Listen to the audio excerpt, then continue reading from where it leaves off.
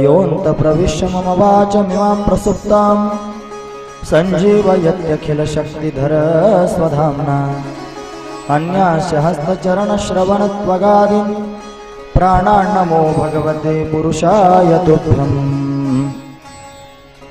गंगा मैया की पावन तट पर आनंद कंद परमात्मा की कथा में तल्लीन महात्मा शुकदेव जी कहते हैं, राजन, गंगा माईच्या पवित्र काठावरती भगवान श्यामसुंदराच्या परम पावन कथेमध्ये तल्लीन असणारे महात्मा शुकदेवजी राजा परीक्षितीला श्रीमद भागवत कथा वर्णन करून सांगतात। या कथेच्या सामर्थ्याने अवघ्या 7 दिवसामध्ये राजा परीक्षितीचा उद्धार झाला। महाराज, राजाचा उद्धार झाल्याने या कथेची महती उत्तरोत्तर वाढत गेली।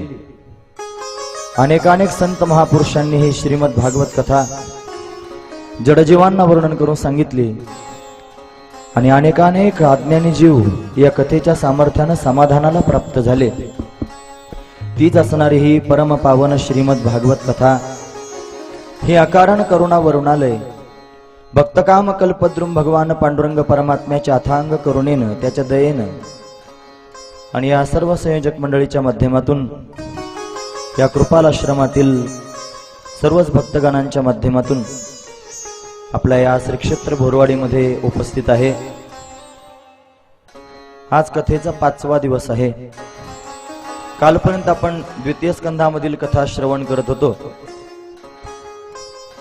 2 अध्यायांमध्ये ध्यान प्रकरण, 2 अध्यायांमध्ये श्रोता आणि वक्ता यांच्या हृदयाची शुद्धी आणि 6 अध्यायांमध्ये निधिध्यासन अशी 10 प्रकरण आपण द्वितीय स्कंधामध्ये पाहिली। आज आपण 3ऱ्या स्कंधामध्ये पदार्पण करतो आहोत। या तृतीय स्कंधामध्ये सर्ग लीला आहे। सर्ग शब्दाचा अर्थ होतो सृष्टी। ही जी निर्माण झालेली सृष्टी आहे, ही कशी निर्माण झाली, का निर्माण झाली, याची कारण मीमांसा या तृतीय स्कंधामध्ये आपण पाहणार आहोत। पण असा या तृतीय स्कंधाची सुरुवात संतांच्या चरित्रानं होते, भक्त चरित्रानं होते। महाराज, सांगायची या सृष्टी बऱ्याच प्रकारचे वाद आहेत। महाराज, जगतामध्ये अनेक प्रकारचे वाद आहेत आणि ते सगळेचे सगळे वाद जगताविषयीचे वाद आहेत, ईश्वराविषयीचे वाद आहेत, जीवाविषयीचे वाद आहेत। काही शास्त्रकार आहेत, त्याच्यामध्ये 6 नास्तिक शास्त्रकार आहेत आणि 6 आस्तिक शास्त्रकार आहेत। थोडे कान उंच करून ऐका। नास्तिक शास्त्रकारांमध्ये पहिला शास्त्रकार आहे, त्याचं नाव आहे चार्वाक, जो त्या ठिकाणी देहात्म बुद्धी ठेवणार आहे। भोजन ते भक्तीन मरण ते मुक्ती पाखंड्याची, भोजन करणं हीच त्याची भक्ती आणि मरण हीच त्याची मुक्ती, असा पाखंडी आहे, ज्याला धर्माचं तत्वज्ञान माहित नाही, मान्य नाही। नास्तिक का म्हणावं? नास्तिक शब्दाचा अर्थ होतो नास्तिको वेद निंदकहा। देवाला मानत नाही त्याला नास्तिक म्हणत नाहीत, जो वेदाला मानत नाही त्याला नास्तिक म्हणतात। नास्तिकाची व्याख्याच आहे नास्तिको वेद निंदकहा। आपण सहज बोलताना म्हणतो हे देवाला मानत नाहीत, फार नास्तिक आहेत। देवाला न मानणाऱ्याला नास्तिक म्हणत नाहीत, वेदाला न मानणाऱ्याला नास्तिक म्हणतात। हा चार्वाक वेदाला मानत नाही। दुसरं त्या ठिकाणी नास्तिक शास्त्र आहे, वेदाला न मानणारं शास्त्र जैन, वेदाला मानत नाहीत, त्यांचं स्वतंत्र तत्वज्ञान आहे। ते अध्यात्मशास्त्राला मानतात, परमात्म्याला मानतात, आत्मतत्वाला मानतात, पण त्यांची स्वतंत्र असणारी संकल्पना आहे। वेदाला मानत नाहीत, नास्तिक शास्त्रकार आहे। आणि उर्वरित त्या ठिकाणी 4 नास्तिक शास्त्रकार आहेत, बौद्ध। बौद्धांमध्ये 4 भाऊ आहेत, एका बुद्धाचे 4 शिष्य आहेत। 4 जणांना भगवान बुद्धांनी 4 प्रकारचा उपदेश केला। क्षणिकम क्षणिकम, शून्यम शून्यम, असं त्या ठिकाणी उपदेश आहे। त्यांच्यामध्ये 4 मतं आहेत आणि ते 4 शास्त्र आहेत, ते नास्तिक शास्त्रकार आहेत, जे वेदाला मानत नाहीत। हे झाले 6 शास्त्रकार। आता आस्तिक 6 शास्त्रकार आहेत, जे वेदाला मानणारे आहेत। त्याच्यापैकी पहिलं शास्त्र आहे न्यायशास्त्र, दुसरं शास्त्र आहे वैशेषिक शास्त्र, तिसरं शास्त्र आहे सांख्यशास्त्र, चौथं शास्त्र आहे योगशास्त्र, 5वं शास्त्र आहे पूर्वमीमांसा शास्त्र आणि 6वं शास्त्र आहे उत्तर मीमांसा शास्त्र। या 6 शास्त्रांचे कर्ते 6 आहेत। महाराज, न्यायशास्त्राचे कर्ते आहेत गौतम ऋषी, वैशेषिक शास्त्राचे कर्ते आहेत कनाद ऋषी, सांख्यशास्त्राचे कर्ते आहेत भगवान कपिल, योगशास्त्राचे कर्ते आहेत भगवान पतंजली, पातंजल महामुनी, सर्वांना माहित आहेत। रामदेव बाबा ज्यांच्या पद्धतीनं योग आपल्याला शिकवतात ते पातंजल मत आहे योगशास्त्र. पूर्वमीमांसा शास्त्र म्हणजे कर्मकांड. कर्मकांड सांगणारे जैमिनी ऋषी आहेत, त्यांनी पूर्वमीमांसा शास्त्र जगाला सांगितलं. आणि शेवटचं शास्त्र आहे केसरी सिंहासारखं असणारं शास्त्र, त्याला वेदांत शास्त्र म्हणावं, त्याला उत्तर मीमांसा शास्त्र म्हणावं. त्याचे करते आहेत व्यासदेवजी महाराज. ऐकता आहात ना सगळेजण? आपण सगळेजण परमार्थ करतो आहोत, आपण सर्वजण आस्तिक आहोत. आपल्याला जर सहज कोणी प्रश्न विचारला, महाराज सांगा तुम्ही कोणत्या शास्त्राप्रमाणे परमार्थ करता, काय उत्तर देऊ आपण? हे माहिती असलं पाहिजे ना. म्हणे भागवतातून सांगितलं पाहिजे, गरज आहे ते सांगण्याची. सांगा आपण कोणत्या शास्त्रानुसार परमार्थ करतो? जर नसेल सांगता येत तर आज पक्क लक्षात ठेवा, उत्तर मीमांसा शास्त्र, वेदांत शास्त्र, व्यासांनी प्रतिपादन केलेलं जे शास्त्र आहे, या शास्त्रानुसार आपण परमार्थ करतो आहोत. मग आपण जीवनामध्ये जगत असताना 3 गोष्टी फार महत्वाच्या आहेत. आपला आचार महत्वाचा आहे, आपला विचार महत्वाचा आहे आणि आपला उच्चार महत्वाचा आहे. आपलं आचरण कसं असावं तर आपलं आचरण त्या ठिकाणी जैमिनीच्या पूर्वमीमांसा शास्त्रानुसार असावं. कालपर्यंत आपण शौच आदी करून ऐकत होतो ना, सुचिरभूतता असावी, कर्मकांड त्या ठिकाणी असावं. या सगळ्या गोष्टी आहेत त्या पूर्वमीमांसा शास्त्रानुसार आहेत. आपलं आचरण त्या ठिकाणी, आपला आचार पूर्वमीमांसा शास्त्रानुसार असावा. आपला विचार हा उत्तर मीमांसा शास्त्रानुसार असावा, व्यासदेवांनी सांगितल्याप्रमाणे असावा आपला विचार. आणि नंबर 3 आपला उच्चार. आपला उच्चार हा पाणिनीच्या व्याकरणानुसार असावा, व्याकरणातच बोलत जावं. मी कथेला आलं हे म्हणणं काय योग्य आहे का? मी कथेला आलो हे व्याकरणात झालं, हे त्या ठिकाणी व्याकरण चुकता कामा नये, नाहीतर घोटाळा होण्याची दाट शक्यता असते. म्हणून आचार, विचार आणि उच्चार या 3ही गोष्टी जीवनामध्ये फार महत्वाच्या असतात. म्हणून आपलं आचरण असावं पूर्वमीमांसा शास्त्रानुसार, आपला विचार असावा उत्तर मीमांसा शास्त्रानुसार, आणि आपला त्या ठिकाणी उच्चार, विचार असावा उत्तर मीमांसा शास्त्रानुसार आणि उच्चार असावा पाणिनीच्या व्याकरणानुसार. म्हणून इथे त्या ठिकाणी महाराज अनेक प्रकारचे शास्त्रकार आहेत. त्याच्यापैकी आस्तिक जे 6 शास्त्रकार आपण ऐकले, या 6 शास्त्रकारांमध्ये जगताच्या उत्पत्तीविषयी असणारे काही वाद आहेत. सर्ग म्हणजे जगताची उत्पत्ती, सर्ग म्हणजे सृष्टी. कशी झाली सृष्टी, कोणी केली सृष्टी, कोणत्या प्रकाराने केली सृष्टी, 2-3 मत पाहायला मिळतात. 6 शास्त्रकारांपैकी न्यायशास्त्र आणि वैशेषिक शास्त्र जे आहे ना, हे आरंभवाद मानणारे आहेत महाराज. ते म्हणतात 2 परमाणूंच्या संयोगापासून त्या ठिकाणी हे सगळं निर्माण झालं, आरंभवाद मानतात. त्यानंतर पुढे चला, सांख्यशास्त्र आणि योगशास्त्र हे परिणामवाद मानतात. ते म्हणतात प्रकृती आणि पुरुष म्हणजे परमात्मा या दोघांना स्वतंत्र मानतात, प्रकृतीला सुद्धा स्वतंत्र मानतात आणि या जगताला प्रकृतीचा परिणाम मानतात, परिणामवादी आहेत ते. आणि पुढचे 2 शास्त्र आहेत जे पूर्वमीमांसा शास्त्र आणि उत्तर मीमांसा शास्त्र, हे मात्र त्या ठिकाणी या जगतामध्ये विवर्तवाद मानतात. हे दिसणारं जगत परमात्म्याचा विवर्त आहे आणि परमात्मा या जगताचा अधिष्ठान आहे, म्हणजे दिसणारं सगळं जगत आध्यस्थ आहे. तुकोबरायांचं मत आहे, ते म्हणतात रज्जू सर्पाकार भासले जगडंबर, म्हणजे ते शंकराचार्यांच्या मताला, व्यासदेवांच्या मताला अनुसरून बोलतायत. म्हणून शंकराचार्यांचं व्यासदेवांचं मत ग्राह्य असणारं मत आहे. या मताला धरून आपण परमार्थ करावा. त्यांनी सांगून टाकलं माझं ब्रह्म सत्य आहे, जगत मिथ्या आहे आणि जीव हा ब्रह्मरूप आहे, हा सिद्धांत आहे. म्हणून अशा पद्धतीने दिसणारं जे जगत आहे, ही संपूर्ण सृष्टी ही परमात्म्यावर अध्यस्त आहे आणि परमात्म्यावर त्या ठिकाणी प्रकृती प्रतीला आली आणि या प्रकृतीचा संग परमात्म्याशी झाला आणि या संघातून संपूर्ण सृष्टी निर्माण झाली, असं त्या ठिकाणी त्यांचं मत आहे. चला, असं त्या ठिकाणी भाव प्रतिपादन करून सांगतात.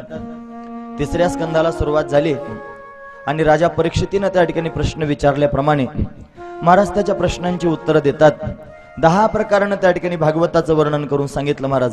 सर्ग विसर्ग आधी करून त्या ठिकाणी 10 लक्षणं आपण काल विस्तारानं पाहण्याचा प्रयत्न केला. महाराज सांगा ना मग, सर्ग म्हणजे काय, सृष्टी म्हणजे काय, ही सृष्टी कशी आहे हे मला ऐकायचं, कशी निर्माण झाली सृष्टी हे मला ऐकायचं आहे. राजानं असा प्रश्न श्री शुकदेवजी महाराजांना विचारला. महाराजांना मोठा आनंद वाटला. महाराज बोलू लागले, राजा ऐक, तू जसा प्रश्न मला विचारलायस ना, असाच प्रश्न एकदा मैत्रेयाला विदुर काकांनी विचारला होता. मैत्रेयाचा आणि विदुराचा संवाद झाला आणि या संवादामधून त्या ठिकाणी मैत्रेय महाराजांनी विदुर काकांना सर्गलीला वर्णन करून सांगितले. राजा आश्चर्यानं विचारू लागला, महाराज विदुर काका तर आमच्याच त्या ठिकाणी वंशातले आहेत, आमच्याच त्या ठिकाणी पूर्वज आहेत. हे विदुर काकांचं त्या ठिकाणी चरित्र मला ऐकायची फार इच्छा आहे. ते मैत्र्याकडे का गेले असतील, त्यांनी का बरं मैत्र्याकडे जाऊन तत्वज्ञानाचं श्रवण केलं हे मला सांगा. विदुर काकांनी त्या ठिकाणी मैत्र्याकडे वनात त्या ठिकाणी विचरण केलं म्हणतात. मैत्रेय ऋषींकडे हरिद्वार क्षेत्रामध्ये गेले आणि तिथे जाऊन त्या ठिकाणी श्रवण केलं. पण का केलं असेल याचं कारण मला काही कळत नाही. कृपा करून सांगा, कोण आहेत विदुर, कसे आहेत विदुर? विदुरांचं चरित्र काय अप्रतिम चरित्र आहे महाराज. भगवंताची भक्ती हृदयामध्ये वाढवणारं चरित्र आहे. भागवतामध्ये विदुर काकांचं चरित्र त्या ठिकाणी संक्षिप्त रूपाने आलेलं आहे. एवमे तत्पुरा पृष्ठो मैत्रेयो भगवान किला क्षत्रा वनम प्रविष्टेन त्यक्त्वा स्वगृह मदमिमद. असं आहे, स्वतःच्या घराला स्वतःच्या स्वजनांना सोडून त्या ठिकाणी विदुर काका वनामध्ये निघून गेले, विचरण करत राहिले. का विचरण करतायत त्याचं कारण मला सांगा, असं ज्या वेळेला त्या ठिकाणी विचारलं त्यावेळेला शुकाचार्य महाराज असं सांगू लागले, विदुर काकांना काही गोष्टी सहन झाल्या नाहीत. असा आहे, महात्मा जो असतो ना त्याला कधी त्या ठिकाणी अनाचार सहन होत नाही महाराज. त्याच्या डोळ्यासमोर जर त्या ठिकाणी एखादी विपरीत गोष्ट घडत असेल तर तो ती गोष्ट निमूटपणे सहन करून घेऊ शकत नाही. त्याला जर ते त्या ठिकाणी पाहवत नसेल तर तो त्या ठिकाणी प्रतिकार करेल, आणि प्रतिकार करून चालत नसेल तर त्या स्थानाला सोडून निघून जाईल. हा महात्म्याचा स्वभाव असतो. पक्क लक्षात ठेवा, जिथे कुठे स्त्रियांवर अत्याचार होत असेल, गोमातेवर अत्याचार होत असेल, ब्राह्मणांवर अत्याचार होत असेल, भक्तांवर अत्याचार होत असेल, धर्मबाह्य क्रिया घडत असेल, तिथे त्या ठिकाणी गेल्यानंतर ती क्रिया आपल्या डोळ्यानं पाहू नये. जर आपल्या अंगात ताकद असेल तर आपण लगेच त्याला प्रतिकार करावा. प्रतिकार करणं हे जर कळत नसेल तर त्याच्याशी भांडण करावं. भांडण करत नसेल तर त्याच्याशी मारामारी करावी. पण स्त्रीला वाचवावं, गोमातेला वाचवावं, ब्राह्मणाला वाचवावं, भक्तांना वाचवावं, धर्माला वाचवावं. आणि जर आपल्या मनगटात ताकद नसेल तर गुपचूप डोळे झाकून तिथून निघून जाणं हे आपलं कर्तव्य आहे. हेच विदुर काकांचं मत आहे. याला विदुर नीती म्हणतात. ही नीती अतिशय अप्रतिम आहे. म्हणून डोळ्यानं कधी अधर्म पाहत जाऊ नका. जर अधर्म त्या ठिकाणी दिसला तर प्रतिकार करा. प्रतिकार करण्याची क्षमता नसेल तर तिथून निघून जा. हा सरळ सरळ असणारा धर्म आहे. असंच झालं होतं महाराज. विदुर काका सात्विक आहेत, विदुर काका भगवंताचे भक्त आहेत. अखंड त्या ठिकाणी भगवंताचं प्रेम काकांच्या हृदयामध्ये त्या ठिकाणी वाहत आहे. पण कर्मधर्म संयोगानं त्या ठिकाणी जन्म झाला दासीच्या घरी. दासीपुत्र होऊन त्या ठिकाणी जन्माला आले. दासीपुत्र होणं हे मोठं लांछनास्पद त्या काळात होतं महाराज. सर्वांना त्या ठिकाणी दासीपुत्र शब्दाविषयी अतिशय त्या ठिकाणी खालचा दर्जा वाटत होता. का बरं दासीपुत्र व्हावं लागलं? वास्तविक पाहता विदुर काकांचा अधिकार फार मोठा आहे. विदुर काका म्हणजे मूर्तिमंत यमधर्म आहे. यमधर्म, यमधर्माला दासीपुत्र व्हावं लागलं. का व्हावं लागलं त्याचं कारण असं आहे, मांडव्य ऋषी मोठे तपस्वी ऋषी आहेत. आपल्याजवळ मांडवगण आहे ना, जवळच आहे श्रीगोंदा तालुक्यात मांडवगण. या मांडवगण क्षेत्रामध्ये मांडव्य ऋषी वास्तव्य करत होते. तिथे त्या ठिकाणी एक राजा होता. राजाच्या राज्यातून चोरानं चोरी केली आणि चोरी करून त्या ठिकाणी धन घेऊन चालला होता चोर. राजाचे शिपाई त्याच्या मागे धावू लागले आणि ते त्या ठिकाणी चोर मांडव्य ऋषींच्या आश्रमात प्रवेश करून गेले. त्याने आपलं धन मांडव्य ऋषींच्या आश्रमात टाकलं आणि मागच्या दारानं चोर निघून गेले. राजसेवक आतमध्ये प्रवेश करून गेले आणि त्याने पाहिलं, अरे धन तर इथं सापडल्याचा अर्थ हा साधू साधू नसून हा चोर आहे. ते बाहेर त्या ठिकाणी संध्याकाळ झाली होती ना, अर्घ्य देत होते महाराज. मांडव्य ऋषींना चोर म्हणून पकडलं आणि पकडून त्या ठिकाणी महाराज राजाच्या समोर नेलं. राजानं मागचा पुढचा विचार न करता त्यांना शुळावर देऊन टाकलं. शुळ म्हणजे काय एका शब्दात सांगतो, असा उंच असणारा चौथारा तयार केला जात असे. या चौथाऱ्यामध्ये त्या ठिकाणी एक टोकदार असणारं शस्त्र आतमध्ये रोवून ठेवलं जात असे. बाहेर त्याला हँडल होता. तो हँडल त्या ठिकाणी फिरवला की ते अणकुचीदार टोकदार असणारं त्या ठिकाणी शस्त्र वरती येत होतं. ज्याला शुळावर द्यायचंय त्याला बरोबर त्या छिद्रावरती नेऊन बसवायचे आणि त्याच्या गुदद्वारा वाटे ते टोकदार असणारं शस्त्र त्याच्या शरीरात प्रवेश करत होतं. आणि मग ते त्या ठिकाणी त्याला वरतून दाबून धरलं जायचं आणि ते शस्त्र त्या ठिकाणी टोकदार असणारं शस्त्र त्याच्या गुदातून त्याच्या शरीरामध्ये प्रवेश करून जात होतं. मांडव्य ऋषींना शुळावर दिलं, पण शूळ त्यांच्या शरीरात पूर्णपणे प्रवेश करून गेलाच नाही महाराज. अर्धवटच प्रवेश करून गेला. मग मात्र त्यांच्या तपोतेजावरती ते शुळावरही तरंगले. ज्यावेळी ते तरंगले ही गोष्ट राजाला कळाली. राजाला भीती वाटली. राजानं त्यांना खाली उतरवलं. राजा शरण आला, पाया पडू लागला, रडू लागला. महाराज म्हटले, राजा तुझी काही चूक नाही. मला मागचे त्या ठिकाणी 5-7 जन्म आठवतायत. या जन्मातल्या पूर्ण क्रिया मला आठवतात. मी काही पाप केलं नाही शुळावर देणे इतकं.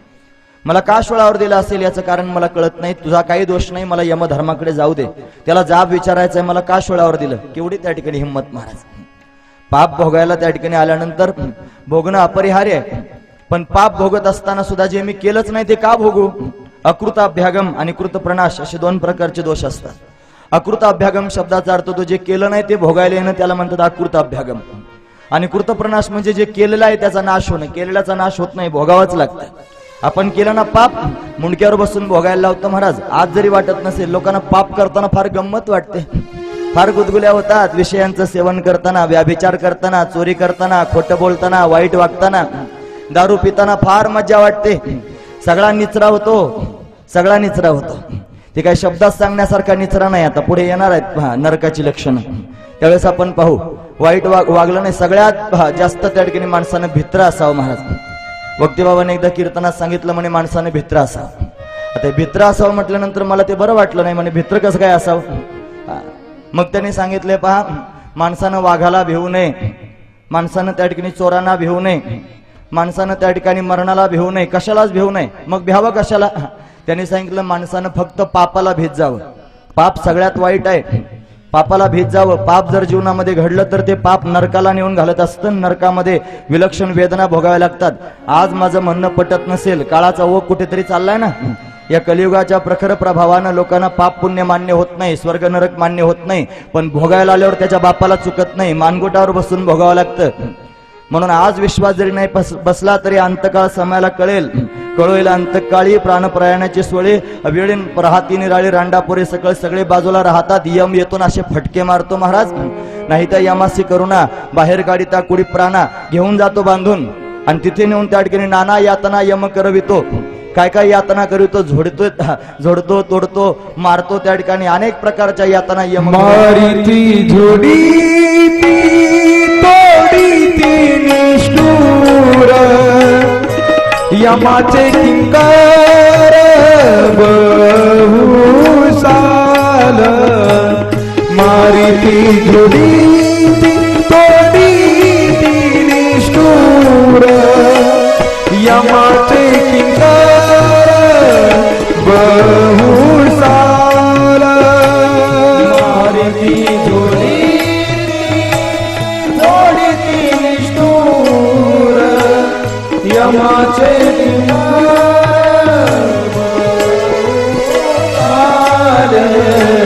मारिती झोडीती तोडीती निष्ठुर, यमाचे किंकर बहुसाल. मारिती तोडीती झोडीती निष्ठूर, निष्ठूर आहेत फार. यमाचे किंकर बहुसाल. लोक म्हणतात हे काय माहिती तुम्हाला, आणि कस काय खरं समजायचं. जे दिसत नाही ते मानायचं नाही. तुमचा देव असेल तर दाखवा, जे दिसतं त्यालाच आम्ही मानतो. लाईट मधला करंट वायरीतला दिसतो का तुला.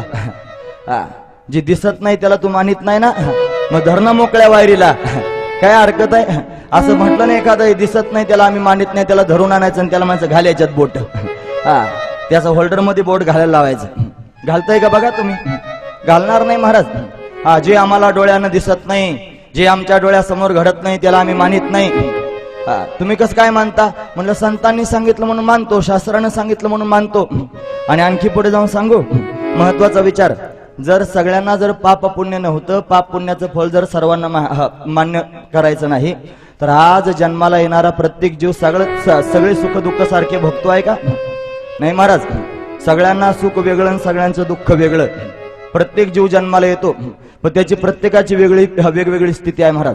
ज्याला काही अक्कल नाही, जे त्या ठिकाणी कोणतंच बुक शिकायला गेलं नाही, असं जरी असलं तरी ते कोट्याधीश असतं महाराज. त्याला म्हणलं सही कर का, ते अंगठा पुढे करतं, मग घे चिकटून कुठे चिकटवायचं. काही शिकलं सवरलं नाही तरी ते कोट्याधीश असतं. आणि काही पुस्तकं उघडून उघडून पेले, आणि पुस्तकं वाचता वाचता मेले, तरी त्यांना काही नाही महाराज. त्यांच्या त्याच दोन पत्र्याच्या खोल्या, त्याच्यातच राहतात. काही घेणं देणं नाही. का बरं हे घडतं मला सांगा. अहो ते अंगठा दाखवतो त्याजवळ मागच्या जन्मातलं पुण्य आहे, म्हणून ते पुण्याचं फल सुख भोगतय. आणि तू शिकून शिकून मेला, तुझ्या पदरात काही पडत नाही, तुझं पाप आहे मागच्या जन्मातलं, तुला सुख लागू देत नाही. हे सगळं सारखं जर असतं तर पाप पुण्य कुठे लावायचं, कसं काय मानायचं? म्हणजे तुम्ही संतांचं मानता, शास्त्राचं मानता, आणि त्यांचं काय खरं मानायचं, त्यांच्यावर कसं काय विश्वास ठेवायचा? तुझ्या आईवर कसं काय विश्वास ठेवतो? माझं बोलणं कठीण आहे, पण ते कठीण असलं तरी लक्षात घेतलं पाहिजे. काही नास्तिक मतवादी असतात ना, त्यांना असे टोले मारले पाहिजेत महाराज, परत त्याचं तोंडच नाही उचकलं पाहिजे. आणि एवढ्या माणसात टोले मारलेलं चांगलं असतं. एकांतात जाऊन काय टोले मारतात? आई सांगते हा तुझा बाप आहे. आपलं नाव आपण लिहितो, नावाच्या पुढे बापाचं नाव लिहितो ना. बाप पाहायला गेला होतास काय, कोणता बाप आहे तुझा? नाही पाहायला जात ना. आईने सांगितलं हा तुझा बाप आहे, मान्य होतं ना. ते डोळे झाकून मान्य करतो. संत आमची आई आहे, शास्त्र आमची आई आहे, वेद आमची आई आहे, आणि त्याने आम्हाला सांगितलं हे असं होत आहे, आणि त्याचे पुरावे आमच्या समोर प्रत्यक्ष प्रतीला येत आहेत. त्यांनी सांगितलं म्हणून आम्ही मानतो आहोत. पाप आहे आणि पुण्य आहे, त्याचं फल प्रत्यक्ष. पाप पुण्य जरी दिसत नसलं तर फल दिसतं ना. पापाचं फल दिसतं ना दुःख, आणि पुण्याचं फल दिसतं ना सुख. पाप आणि पुण्य त्याची फल आहे सुख आणि दुःख. आपण जे अर्थी सुख आणि दुःख जीवनात भोगतो त्या अर्थी पाप पुण्य आपल्याजवळ आहे. पाप पुण्य करूनी जन्मा येतो प्राणी, हे संतांची प्रमाण आहेत महाराज. म्हणून या सगळ्या प्रमाणांना मानलं पाहिजे. चला, मांडव्य ऋषी गेले महाराज यमधर्माकडे. त्यांना खाली उतरवलं होतं ना, घाई घाई यमाकडे गेले. म्हणे त्या यमेलाच विचारतो आता. यम्याच मग त्यांचा अधिकार आहे महाराज मोठा. असे डोळे लाल केले होते महाराज, हात थरथर कापत होते, डोळे लाल झाले होते. यमधर्म पाहतोय. एवढे तपस्वी असणारे ऋषी आले आणि आपल्या त्या ठिकाणी यमलोकामध्ये आले. त्यांचं स्वागत करू लागले. म्हणे यमा तुझं स्वागत घ्यायला नाही आलो, मग तुला जाब विचारायला आलो. म्हणे काय महाराज, काय चुकलं माझ्याकडून? म्हणे मला आता राजानं शुळावर दिलं होतं, मला मागचे 7 जन्म आठवत आहेत, आताचा जन्म पूर्ण आठवतोय. मी काही पाप केलं नाही, मला शुळावर का दिलं त्याचं कारण सांग. मग मात्र त्या ठिकाणी राजा घाबरला. त्यानं त्या ठिकाणी यमानं विचार केला, आता काय करू, बाबा रागावले, शाप देऊन टाकतील. घाईघाईनं त्या ठिकाणी महाराज त्या चित्रगुप्ताला बोलावलं. म्हणे तुझी सगळी वही ते सगळं घेऊन ये, यांचं काय असेल मागचं. तो आल्यानंतर त्यानं त्या ठिकाणी 2 जणांना बोलावलं. एक आपल्या प्रत्येकाच्या खांद्यावर 2 जण बसलेले असतात. एक उजव्या खांद्यावर असतो आणि एक डाव्या खांद्यावर असतो. आपण किती पाप करतो? 3 प्रकारचे पाप असतात, कायिक, वाचिक आणि मानसिक. आणि 3 प्रकारचं पुण्य असतं, कायिक, वाचिक आणि मानसिक. या कायेनं केलेलं पाप, वाणीनं केलं पाप आणि मनानं केलेलं पाप, या 3ही पापांना ते पाहतात. त्यांना ती पाहण्याची दृष्टी आहे. आपण जरी त्या ठिकाणी बोलत असलो तरी लोकांना मनातलं कळत नाही ना, पण मनातलं त्यांना कळतं. आपल्या मनानं काय पाप घडत आहे, या पापांना ते पाहतात. ते लिहून ठेवलं जातं, पाप लिहिलं जातं आणि पुण्य लिहिलं जातं. असं त्या ठिकाणी सगळंचे सगळं बाड खोललं आणि त्यांना सांगितलं, महाराज काय नाही म्हणता, मागच्या जन्मामध्ये तुम्ही त्या ठिकाणी एक छोटासा किडा हातात घेतला होता, एक काटा घेतला होता, आणि त्याला गुदद्वारा वाटी तुम्ही असे त्या काट्यानं टोचत होता, त्याचा पोंगा करत होता. त्याचं तुम्हाला हे पाप लागलेलं आहे, म्हणून तुम्हाला त्या ठिकाणी शुळावर देण्यात आलं. त्याने अंतर्दृष्टीनं पाहिलं महाराज. म्हणे वा रे वा, फार शहाणा समजतं स्वतःला. तुला माहिती आहे ही घटना माझ्या हातातून घडली, गोष्ट खरी आहे, पण ती केव्हा घडली बघ ना. म्हणे केव्हा घडली? 7-8 वर्षाचं वय असताना घडली. असं आहे, पाप आणि पुण्य लागतं ते गाढवा कुत्र्यांना लागतच नाही. पशु काय पाप पुण्य जाणीते, पशूंना पाप पुण्य कळत नाही. मग पाप पुण्य होतं ते माणसाच्या शरीरात आल्यानंतर. फक्त माणसाच्या शरीरातच पाप पुण्य लागतं. आणि ते केव्हापासून लागतं? 12 वर्ष वय पूर्ण झाल्यानंतर 13व्या वर्षात पदार्पण केलं की मग पाप पुण्य लागत असतं. 12 वर्ष वय पूर्ण व्हावं लागतं. माझ्याकडून चूक झाली, गोष्ट खरी आहे, पण 12 वर्षाच्या आत घडलेली चूक आहे ना, ती तू पापात कशी काय लिहिलीस? तुझी चूक झाली. माझ्याकडून चूक घडली, गोष्ट खरी आहे, पण माझं वय कमी होतं, माझी मती अल्प होती, म्हणून अल्पमतीमध्ये त्या ठिकाणी घडलेलं हे पाप आहे. हे पाप लिहिण्याचा तुला कोणत्याही प्रकारचा अधिकार नाही, आणि तरी सुद्धा तू पाप लिहून टाकलं. जा, मी तुला शाप देतो, तू दासीपुत्र होशील. यमधर्म आहे महाराज, भगवंताचा भक्त आहे, पण भगवंताचा भक्त असून चुकला की त्याला प्रायश्चित्त भोगावंच लागतं महाराज. त्याला दासीपुत्र व्हावं लागलं. दासीपुत्र होऊन जन्म प्राप्त झाला. तो पण त्या ठिकाणी नेमका राजकुलात प्राप्त झाला. हे पण विशेष आहे आणखी. राजकुलात शंतनूला त्या ठिकाणी विवाह करायची इच्छा झाली होती ना, त्याच्या बायकोचं नाव सत्यवती. या सत्यवतीला 2 मुलं झाले. एकाचं नाव त्या ठिकाणी चित्रांगद आणि दुसऱ्याचं नाव विचित्रवीर्य. चित्रांगद मोठा झाला आणि त्याचा यक्षाबरोबर युद्ध झालं. चित्रांगद नावाचाच यक्ष होता. चित्रांगद नावाच्या यक्षानं चित्रांगदाला युद्धामध्ये मारून टाकलं. आणि जो विचित्रवीर्य होता, या विचित्रवीर्याला त्या ठिकाणी आता लग्न करायचंय. तो लग्न व्हायच्या आधीच मेला होता. याचं लग्न करायचं, मग काय करावं म्हणून विराट राजाच्या 3 मुली पळून आणल्या भीष्माचार्याने. युद्ध करून पळून आणल्या. एकीचं नाव अंबा, दुसरीचं नाव अंबिका आणि तिसरीचं नाव अंबालिका. तिघे जणी त्या ठिकाणी आल्या महाराज. आल्यानंतर त्या ठिकाणी आता लग्न करायचं. एकटा नवर देऊन 3 नवऱ्या. आता काय करायचं? पहिली जी आंबा होती ती भीष्माचार्यांनाच म्हणायला लागली, तू पळून आणला ना, मग तूच लग्न कर. ते म्हणले मी लग्न करणार नाही, मी नैष्टिक ब्रह्मचारी आहे. ती म्हणली तुझा बदला घेईन. निघून गेली महाराज. 30 शिखंडी झाली. काल आपण ते चरित्र ऐकलं. मग राहिल्या दोघी जणी. दोघींनी विचित्र वीर्याबरोबर लग्न केलं महाराज. जी अंबिका आणि अंबालिका दोघींचा विवाह झाला. पण गोष्ट अशी घडली की या विचित्र वीर्याला रोग झाला. त्याचं नाव आहे राजयक्ष्मा. अति कामी होता, अति भोगी होता आणि भोगासक्त असल्या कारणानं त्या ठिकाणी महाराज रोगानं मरून गेला.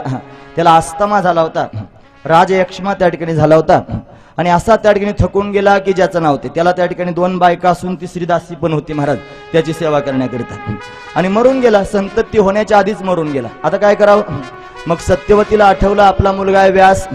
त्या व्यासाने आपल्याला वचन दिलं होतं तो माझाच मुलगा आहे ना, किती गेलं तरी तोच माझा वंश वाढवेल. म्हणून तिनं व्यासांचं स्मरण केलं. व्यासदेवाने त्या ठिकाणी वायुवेगानं आईच्या समोर आले आणि तिला विचारलं काय पाहिजे तुला, मला सांग. तिनं सांगितलं माझा त्या ठिकाणी 2 मुलं मरून गेले. आता वंशाला त्या ठिकाणी चालवणारं कोणी राहिलं नाही. माझ्या 2 सुना त्या ठिकाणी विधवा आहेत. आता मी काय करू? त्याने सांगितलं ठीक आहे, माझ्या संकल्पानं त्यांना संतती प्राप्त होईल. मी त्यांच्या महालामध्ये त्या ठिकाणी प्रवेश करून जाईन. म्हणून त्या ठिकाणी जी अंबिका होती तिच्या महालामध्ये त्या ठिकाणी प्रवेश करून गेले व्यासदेवजी महाराज. व्यासांना समोर नेताना तिनं पाहिलं. व्यासांचं तेज तिला सहन झालं नाही. तिने डोळे बंद करून घेतले. डोळे बंद केल्याबरोबर व्यासांनी तिच्यावर कृपा कटाक्षानं पाहिलं. खरं तिला गर्भधारणा झाली, तिला मुलगा झाला, तो अंध जन्माला आला. तिने डोळे बंद करून घेतले. त्यांना धृतराष्ट्र जन्माला आला. जी त्या ठिकाणी दुसरी असणारी त्या ठिकाणी पत्नी आहे विचित्र वीर्याची, तिच्या महालामध्ये प्रवेश केला. तिनं व्यासांचं तेज पाहिलं महाराज. पाहिलं पण तिला ते सहन झालं नाही. तिने डोळे असे दिपवले. डोळे त्या ठिकाणी उघडझाप केल्यामुळे त्याचा परिणाम असा झाला की तिला मुलगा झाला. पण तो मुलगा त्या ठिकाणी जन्मताच रोगी जन्माला आला.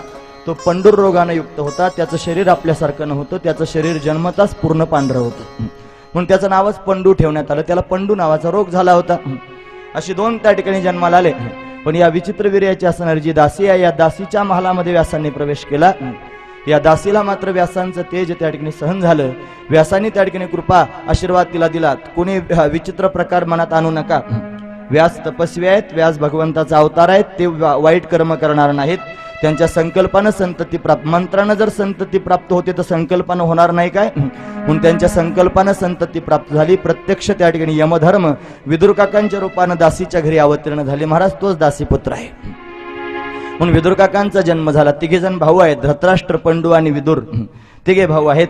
राजकुलामध्ये अवतीर्ण होण्याचा प्रसंग आला पण दासीपुत्र होऊन जन्माला आले. आणि आता मात्र त्या ठिकाणी सगळं जग त्यांना हिनवत होतं महाराज. दासीपुत्र दासीपुत्र म्हणून तर त्या ठिकाणी हिनवणं मोठं वाईट वाटायचं. दुर्योधन तर रोजच म्हणायचा भर सभेमध्ये. सेनापती होते ना कौरव त्या ठिकाणी असणाऱ्या वंशामध्ये, त्यांना सेनापती पद प्राप्त झालं होतं. तो दुर्योधन त्या ठिकाणी ते आतमध्ये आले महालामध्ये दरबारामध्ये प्रवेश करून आले की त्यांना म्हणायचं या दासीपुत्र. आता ते या दासीपुत्र म्हणल्यावर त्यांना वाईट वाटायचं महाराज.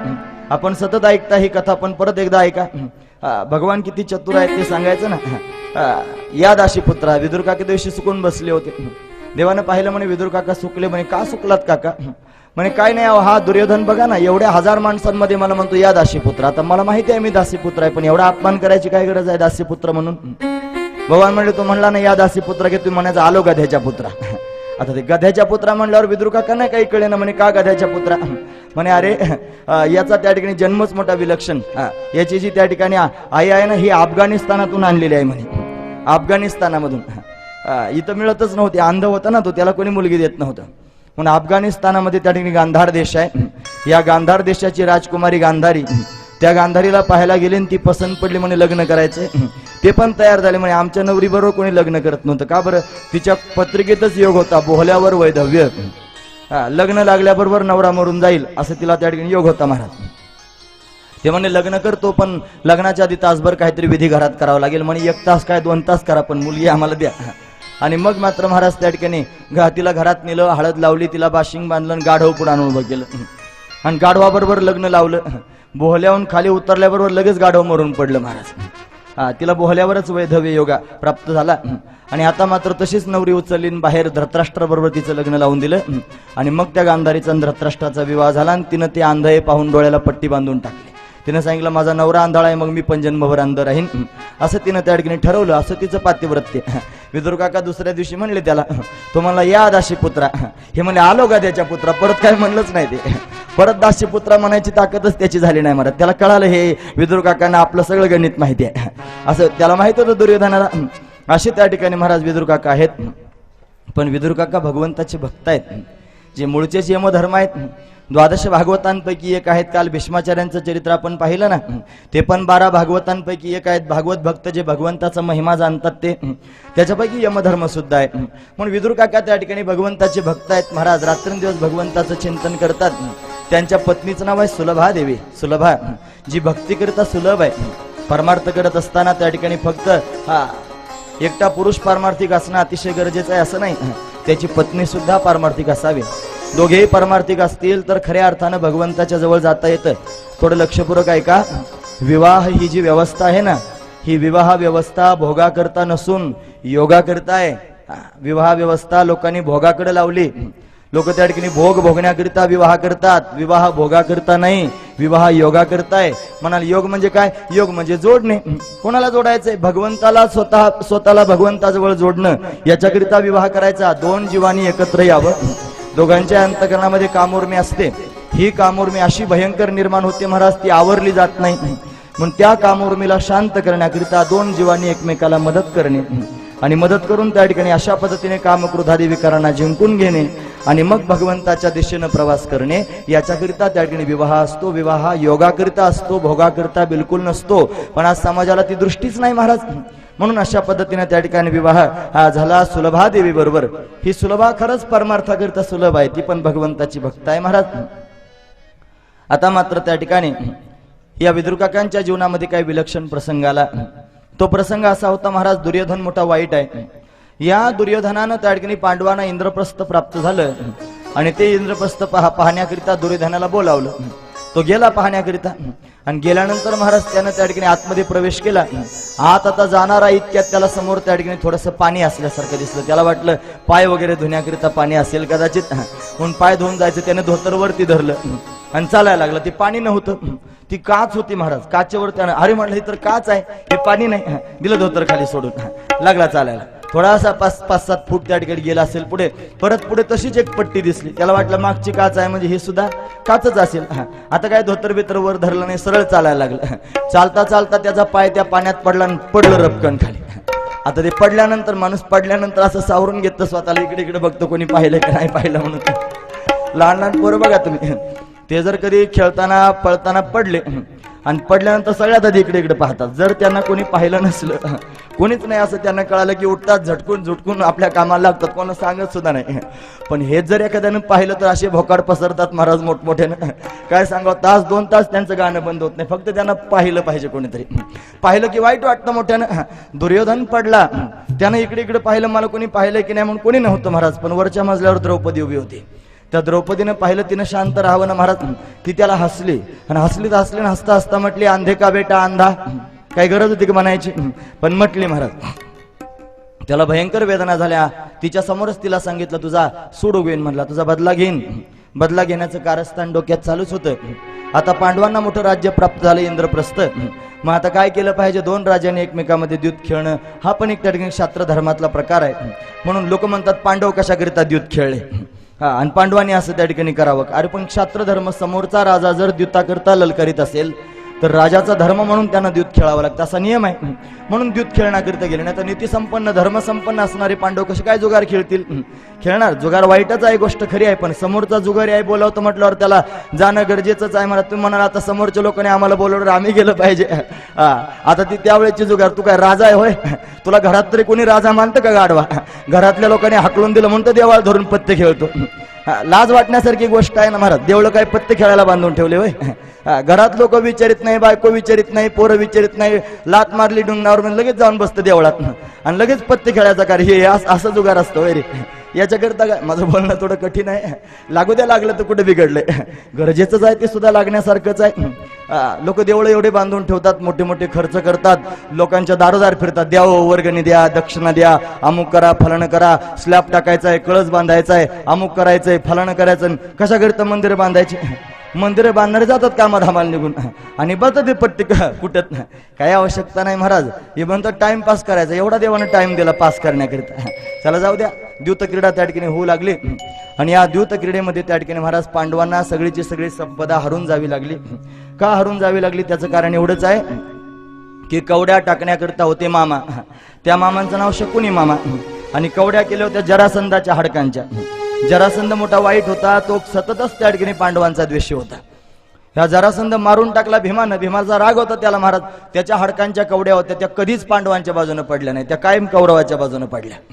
आणि टाकणारा शकुनी मामा होता. आता मामा चांगला असावा का वाईट असावा? चांगला असावा, भाच्यांचं कल्याण करणारा असावा, पण तो आला होता मुळात भाच्यांचं काम काढण्याकरिताच.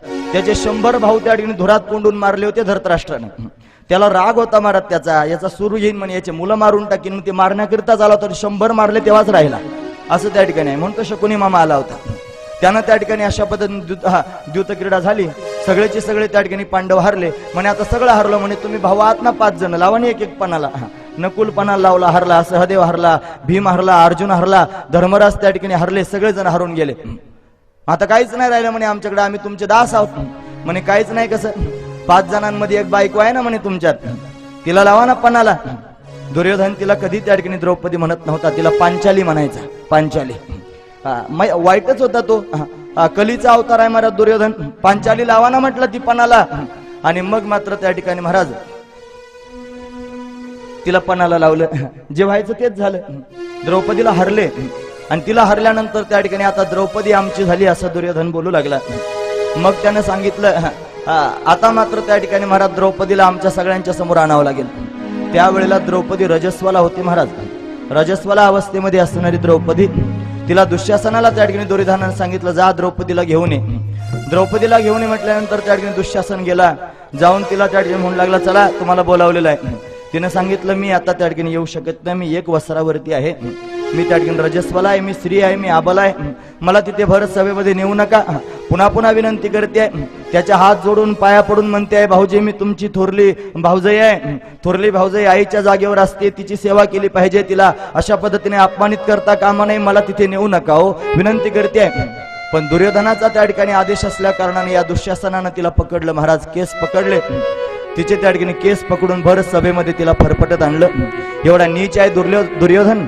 या सगळ्या सभेमध्ये हजारो लोक बसलेले असताना या दुर्योधनानं स्वतःची मांडी उघडी केली महाराज. पितांबर बाजूला केला आणि दुःशासनाला सांगू लागला हिला विवस्त्र कर आणि विवस्त्र करून त्या ठिकाणी माझ्या मांडीवर आणून बसव. इतकं नीच कृत्य त्या ठिकाणी कोणी करू शकत नाही महाराज.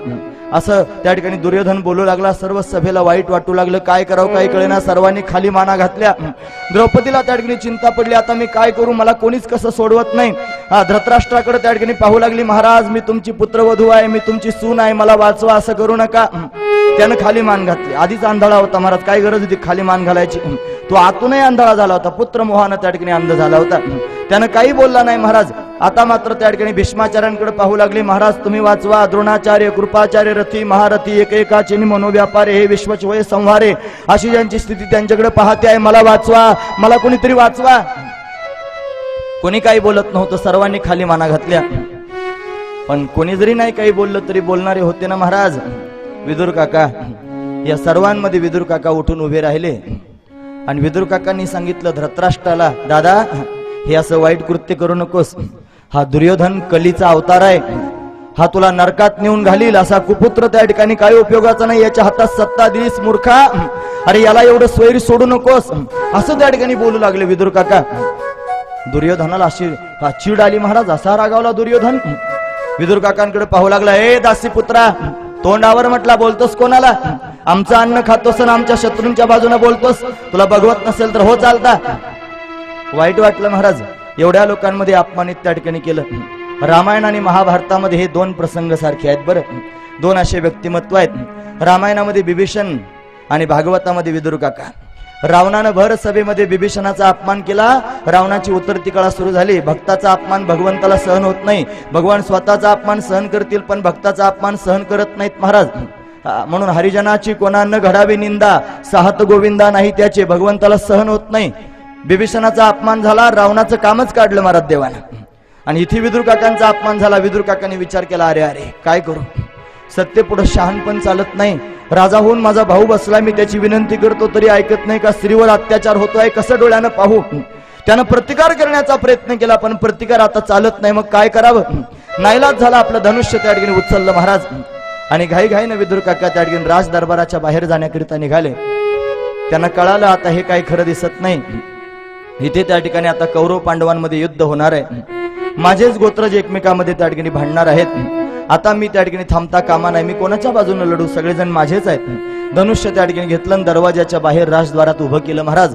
आणि विदुर काका आपल्या पत्नीला घेऊन वनात निघून गेले. विदुर काका निघून गेले. इकडे द्रौपदीला भर सभेमध्ये आणलं होतं. द्रौपदी आर्त स्वरामध्ये त्या ठिकाणी सर्वांना म्हणत होती मला कोणीतरी वाचवावं. आता कोणी वाचवत नाही. तिनं विचार केला मी माझं स्वतःचं संरक्षण स्वतः करीन. आपला पदर तिनं दातात धरला. पण किती केलं तरी आबला आहे. 10,000 हत्तींचं बळ होतं दुःशासनाच्या अंगात. एवढं त्याला वरदान मिळालेलं होतं महाराज. तो कसा काय त्या ठिकाणी द्रौपदीला असं स्वस्थ राहू देईल. त्यानं पदराला हात घातला आणि जोरात पदर ओढल्याबरोबर तिच्या दातातून पदर निसटला. आता काय करू, कोणाला शरण जाऊ. एक कुलवान घरांदाज असणारी स्त्री, लज्जाजीचं वैभव आहे अशी, लज्जाजीचा अलंकार आहे अशी असणारी स्त्री, 1000 लोकांच्या समोर जर एखाद्या चांगल्या घरच्या स्त्रीला महाराज असं जर स्टेजवर आणलं आणि तिचे जर सगळेचे सगळे कपडे अंगावरचे काढून घेतले तर कसं केलं होईल. थोडं द्रौपदीच्या अंतकरणामध्ये प्रवेश करून बघा काय तिच्यावर होत असेल, काय तिच्या मनावर त्या ठिकाणी परिस्थिती निर्माण झाली असेल. तिला त्या ठिकाणी भीती वाटू लागली, भय अंतकरणात निर्माण होऊ लागलं, काळीज फडफड करू लागलं. काय करू, माझे प्राण कसे जात नाहीत असं तिला वाटू लागलं. महाराज मला कोण सोडविलो. सर्वांच्या समोर हात जोडून विनंती करत होते मला सोडवावं, कोणीतरी मला वाचवावं असा भाव तिच्या अंतकरणात निर्माण होता. कोणी सोडवत नव्हतं महाराज. आणि आता काय करू असा प्रश्न पडला. आणि मग शेवटी त्या ठिकाणी त्या श्यामसुंदराची आठवण झाली. अरे या लोकांच्या समोर मी त्या ठिकाणी गिडगिडते आहे, नवऱ्यांच्या समोर पाया पडते आहे, मला वाचवा. माझे हक्काचे 5 पती असून कोणी मला वाचवत नाही. आता मी काय करू, भगवंताचा धावा करू लागली. महाराज 2 हात उंच आकाशाच्या दिशेने तिने केले, लाज सोडून दिली. महाराज सगळे देवा आता मला माझी लाज वाचवता येत नाही रे. हे सगळेचे सगळे त्या ठिकाणी सभेत बसलेले माझ्याकडे पाहणारे त्या ठिकाणी नपुंसक झालेले आहेत. कोणामध्ये क्षमता नाही मला वाचवण्याची. देवा आता तुझ्याशिवाय मला कोणी वाचवणार नाही रे. 2 हात उंच केले महाराज, डोळे बंद करून घेतले आणि माझ्या कन्हैयाला हाका मारू लागले. महाराज कोठे गुंतलासी द्वारकेच्या राया, कोठे गुंतलासी द्वारकेच्या राया, कोठे गुंतलासी द्वारकेच्या राया, कोठे गुंतलासी द्वारकेच्या राया, कोठे गुंतलासी द्वारकेच्या राया, कोठे गुंतलासी द्वारकेच्या राया, कोठे गुंतलासी द्वारकेच्या राया, कोठे गुंतलासी द्वारकेच्या राया, सखया लावीला वेळका सखया लावीला दीनानाथ ब्रीद सांभाळिया पुढे, दीनानाथ ब्रीद सांभाळिया पुढे, दीनानाथ ब्रीद सांभाळिया पुढे, दीनानाथ ब्रीद सांभाळिया पुढे. देव को पाहू गेले पाहुण्य, नको पाहू गेले पाप पुण्य, कान्हा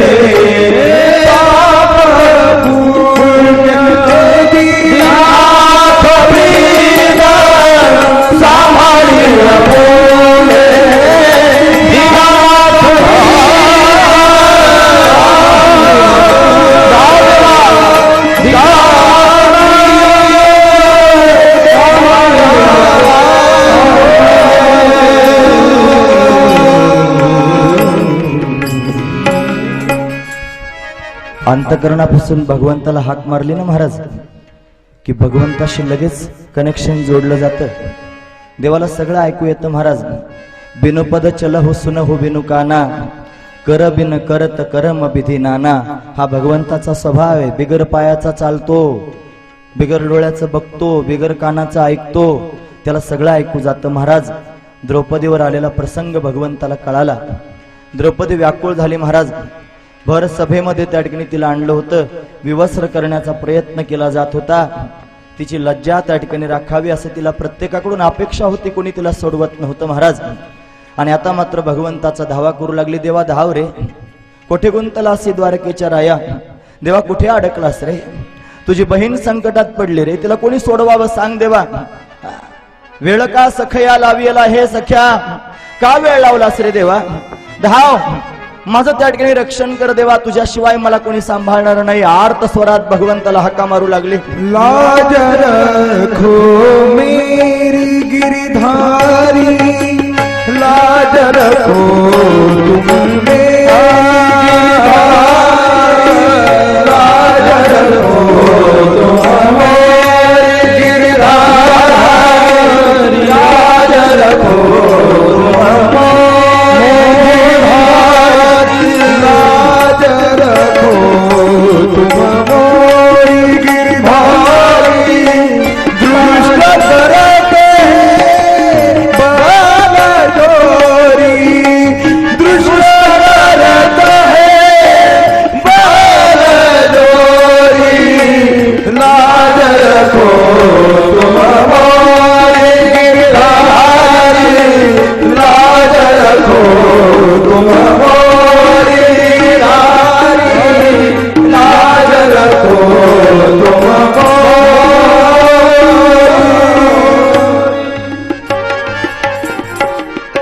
तुम बिन मोरी कोण खबरले, गोवर्धन गिरधारी. लाज रखो तुम मोरी गिरधारी, लाज रखो तुम मोरी. देवा माझी लाज सांभाळ रे. आर्त स्वरात बोलू लागली. देवा तू जर त्या ठिकाणी माझं पाप पुण्य पाहत असशील ना, तर पाप पुण्य पाहण्याची वेळ नाही रे. या भरसभेमध्ये जर त्या ठिकाणी या दुःशासनानं माझ्या पदराला धरून मला विवस्त्र केलं तर काय माझी त्या ठिकाणी लाज राहील सांग देवा. माझं पाप पुण्य पाहू नकोस, नको पाहू केले पाप पुण्य धाव देवा. असं ज्या वेळेला म्हणते आहे भगवान जेवण करत होते महाराज. जेवायला बसले होते भगवान द्वारिकेमध्ये.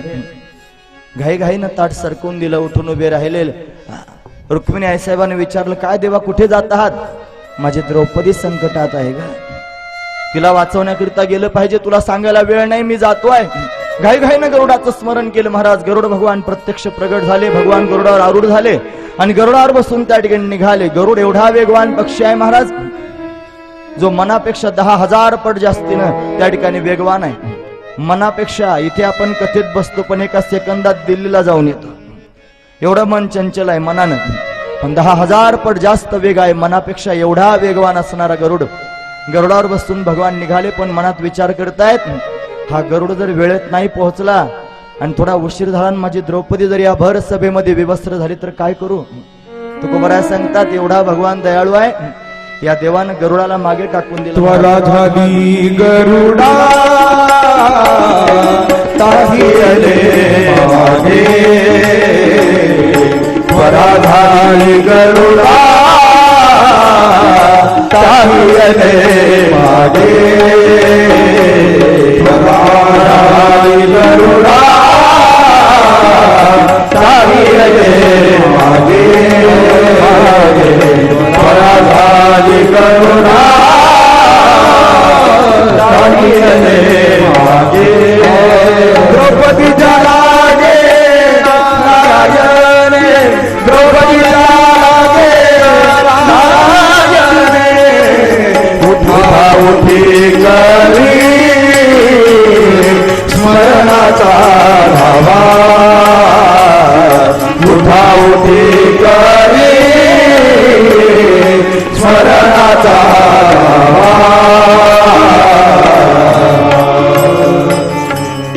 त्वरा झाली गरुडा टाकीले मागे, द्रौपदीच्या लागे नारायणी. गरुडाला मागे टाकून दिलं महाराज आणि भगवान गरुडाच्या आधी द्रौपदीच्या जवळ जाऊन पोहोचले. भगवंतानं पाहिलं दुःशासन पदराला धरतोय आणि ओढण्याचा प्रयत्न करतोय.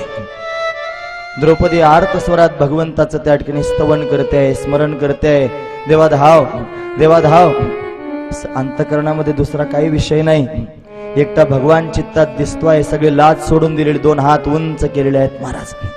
आपण कथेमध्ये भगवंताचा जय जयकार करत 2 हात उंच करतो ना, त्याचं कारणच ते आहे. हात का उंच करावेत? शरणागती. देवा मी सगळ्या जगाची लाज सोडून तुला शरण आलेलो आहे, याच्याकरिता 2 हात वर करावे. माणसं त्यालाच नेमकं लाजतात.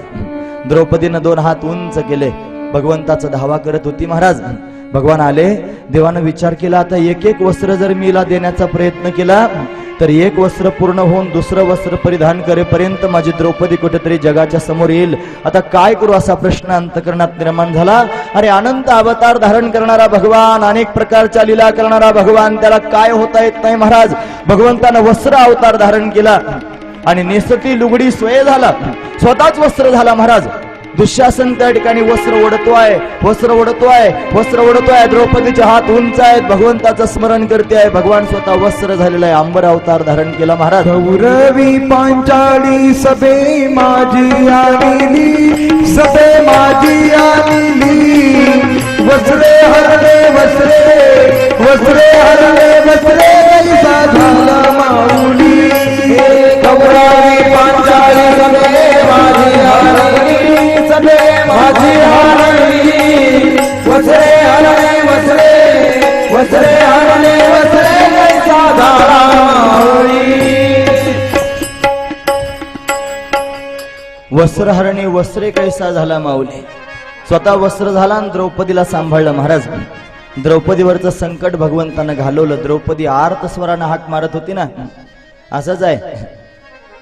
कोणालाही आठवू नये महाराज, कोणत्याही प्रसंगात सतत भगवंताला आठवत राहावं. भगवान सोडवतो, भगवान सांभाळतो. त्याचं औदार्य काय वर्णन करून सांगावं, त्याचं मोठेपण काय सांगावं. सर्व भक्तांना एकमेव आधार आहे भगवान, सर्वांचा सांभाळ करणारा कन्हैया. द्रौपदीचा त्यानं सांभाळ केला महाराज. द्रौपदीने एवढ्या लोकांच्या समोर पाया पडायची काय गरज नव्हती, सर्वांची विनंती करत बसायची काय गरज नव्हती. तिनं फक्त हातातल्या अंगठीच्या खड्यात पाहायचं होतं आणि भगवंताचं स्मरण करायचं होतं. तिला वचन दिलं होतं देवानं, मी केव्हा तुझ्या समोर येईल मलाही कळणार नाही. भगवान आले, द्रौपदीला सांभाळलं. विदुर काकांना मात्र ते पाहवलं गेलं नाही. विदुरानं बऱ्याच गोष्टी सांगितल्या होत्या, भागवतामध्ये त्याचं वर्णन नाही महाराज. यदा तो राजा स्वसुतान साधून पुष्करणे विनष्ट दृष्टी भ्रातृ विष्टस्य सुतान विबंधुनः प्रवेश्य लाक्षा भवने ददाह. विदुर काकांनी धृतराष्ट्राला समजावून सांगण्याचा प्रयत्न केला. अरे हा दुर्योधन त्या ठिकाणी मारण्याचा प्रयत्न करतोय पांडवांना. ऐकलं नाही धृतराष्ट्रानं. बऱ्याच वेळेला सांगितलं, द्रौपदीचा अपमान झाला त्यावेळेला सांगितलं, लाक्षागृहात जाळताना त्या ठिकाणी सांगितलं, पण धृतराष्ट्रानं ऐकलं नाही. सांगितलं विदुर काकाने, आता मी ते थांबणार नाही. विदुर काका निघून गेले. इकडे पांडवांना 12 वर्षाचा वनवास झाला, 1 वर्षाचा अज्ञातवास झाला. विदुर काकांनी सुद्धा ठरवलं, आता आपण 12 वर्ष हस्तिनापुरात जायचं नाही. 12 वर्ष आपण त्या ठिकाणी कंदमुळं फळं खाऊन वनात राहायचं आणि तपश्चर्या करायची. एकट्या विदुर काकानं नाही ठरवलं, दोघा पती पत्नीने ठरवलं महाराज. 12 वर्ष दोघे पती पत्नी वनामध्ये राहत होते आणि कंदमुळं फळं खात होते महाराज. शिजवलेलं अन्न त्यांनी खाल्लं नाही. एक दिवशी जर आपल्याला भाकरी खायला मिळाली नाही, एकादशीच्या दिवशी खिचडी खावी लागते, वास्तविक ती खाऊ नये, फळं खावेत, दूध घ्यावं.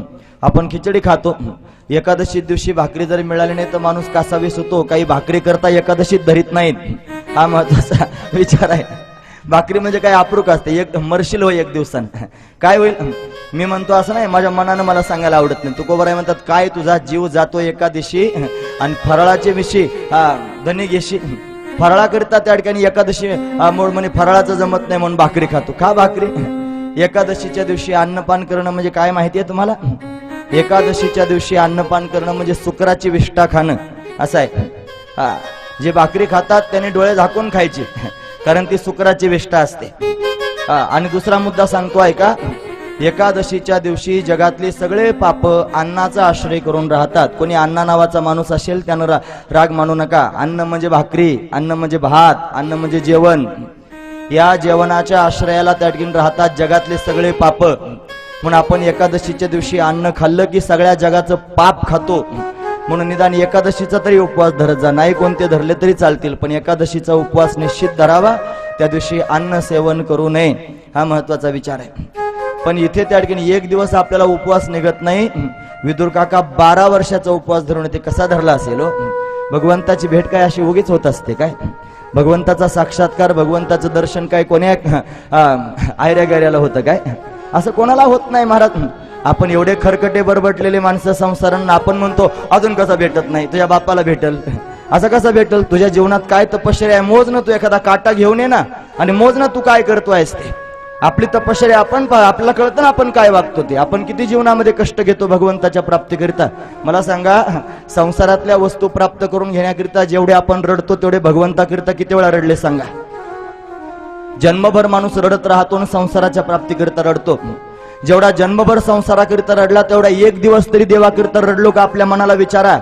एक दिवस जाऊ द्या मुर्दे, एक तास तरी, एक तास जाऊ द्या, 10 मिनिट तरी कोणी एखादं व्याकुळ झाले का? देवा मला का भेटत नाहीस रे? एवढं तरी कोणाला करता येतंय का? कसं काय भेटेल देव? असं नाही भेटत महाराज. रात्रंदिवस भगवंताचं चिंतन करत होते, रात्रंदिवस भगवंताचं ध्यान करत होते. त्याला आठवत होते महाराज, कंदमुळं फळं खाऊन त्याला आठवत होते. अन्न फार महत्वाचं असतं ना. अन्नानं त्या ठिकाणी गुण तयार होतात. रजगुणी अन्न, तमोगुणी अन्न, सत्वगुणी अन्न, त्या प्रकारची बुद्धी होते. जसं अन्न खाऊ तशी बुद्धी होत असते महाराज. म्हणून अन्नच खायचं नाही, बस कंदमुळं फळं खायचे. फळं खाऊनच 12 वर्ष राहायचं दोघा नवरा बायकोनं.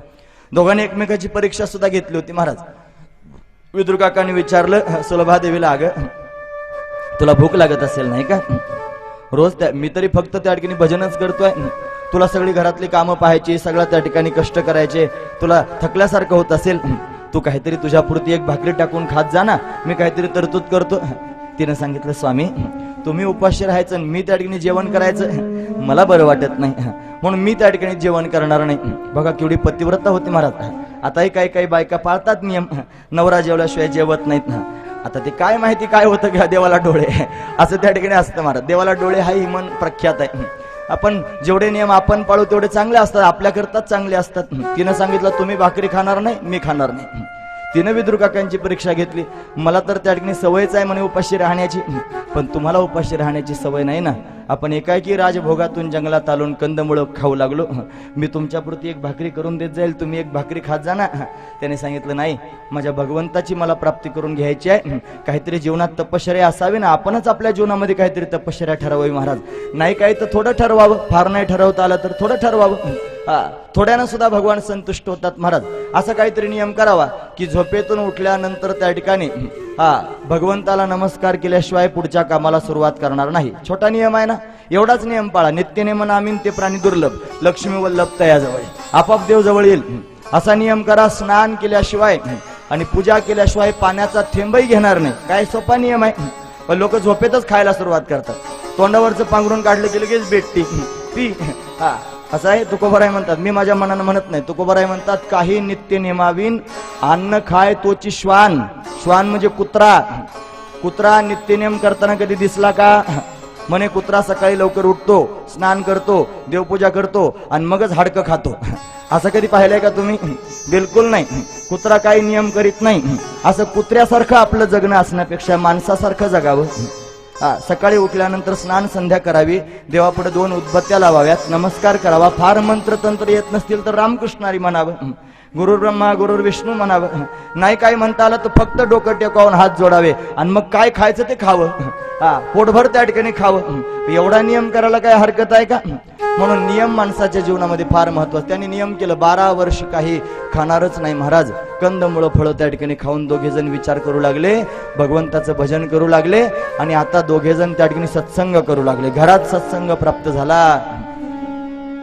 मोठी गोष्ट आहे महाराज. नवरा बायकोमध्ये परमार्थाची चर्चा होणं सगळ्यात मोठा सत्संग.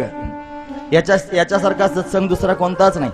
दोघेही पारमार्थिक असावेत आणि संसारातल्या गप्पा मारण्यापेक्षा परमार्थातल्या गप्पा माराव्यात, भगवंताविषयी बोलावं. आणि ज्या घरामध्ये पती पत्नी दोघे भगवंताविषयी बोलत असतील, भगवान त्यांच्यावर प्रसन्न आहेत महाराज. भगवान त्यांची चर्चा ऐकण्याकरिता तिथे येऊन बसतो. हा सगळ्यात मोठा भाव आहे. म्हणून अशाच पद्धतीने त्या ठिकाणी सत्संग करावा. दोघा पती पत्नींमध्ये सत्संग होत होता. सत्संगानं विभोर अवस्था निर्माण होत होती. बोलत होते, चर्चा करत होते. विदुर काका बोलत होते, अगं सुलभा, एवढी आपण त्या ठिकाणी साधना करतो आहोत, भगवंताचं नामचिंतन करतो आहोत, भगवान आपल्याला भेटतील की नाही ग? आपल्या आश्रमात या वेड्या वाकड्या कुटीमध्ये भगवान कधी येतील की नाही? असा भाव त्या ठिकाणी प्रगट करत होते. सुलभेनं म्हणावं, स्वामी भगवान तर मोठा आहे, तो त्या ठिकाणी द्वारकाधीश आहे, तो राजा आहे, तो त्या ठिकाणी गरीबाच्या घरी कसा येईल, त्याला आपणच त्या ठिकाणी पाहायला जाऊया, त्याला पाहून आपण संतुष्ट होऊया. विदुर काकांनी पुढे बोलायला सुरुवात केली, अगं नाही ग, सगळ्या जगाच्या दृष्टीनं उच्च नीचपणा असतो. जग त्या ठिकाणी मोठं लहान त्या ठिकाणी समजतं, पण भगवान तसं समजत नाही. तो स्वतःला राजा समजत नाही, तो स्वतःला मोठं समजत नाही, तो भक्तांच्या समोर त्या ठिकाणी भक्तांसारखा होतो.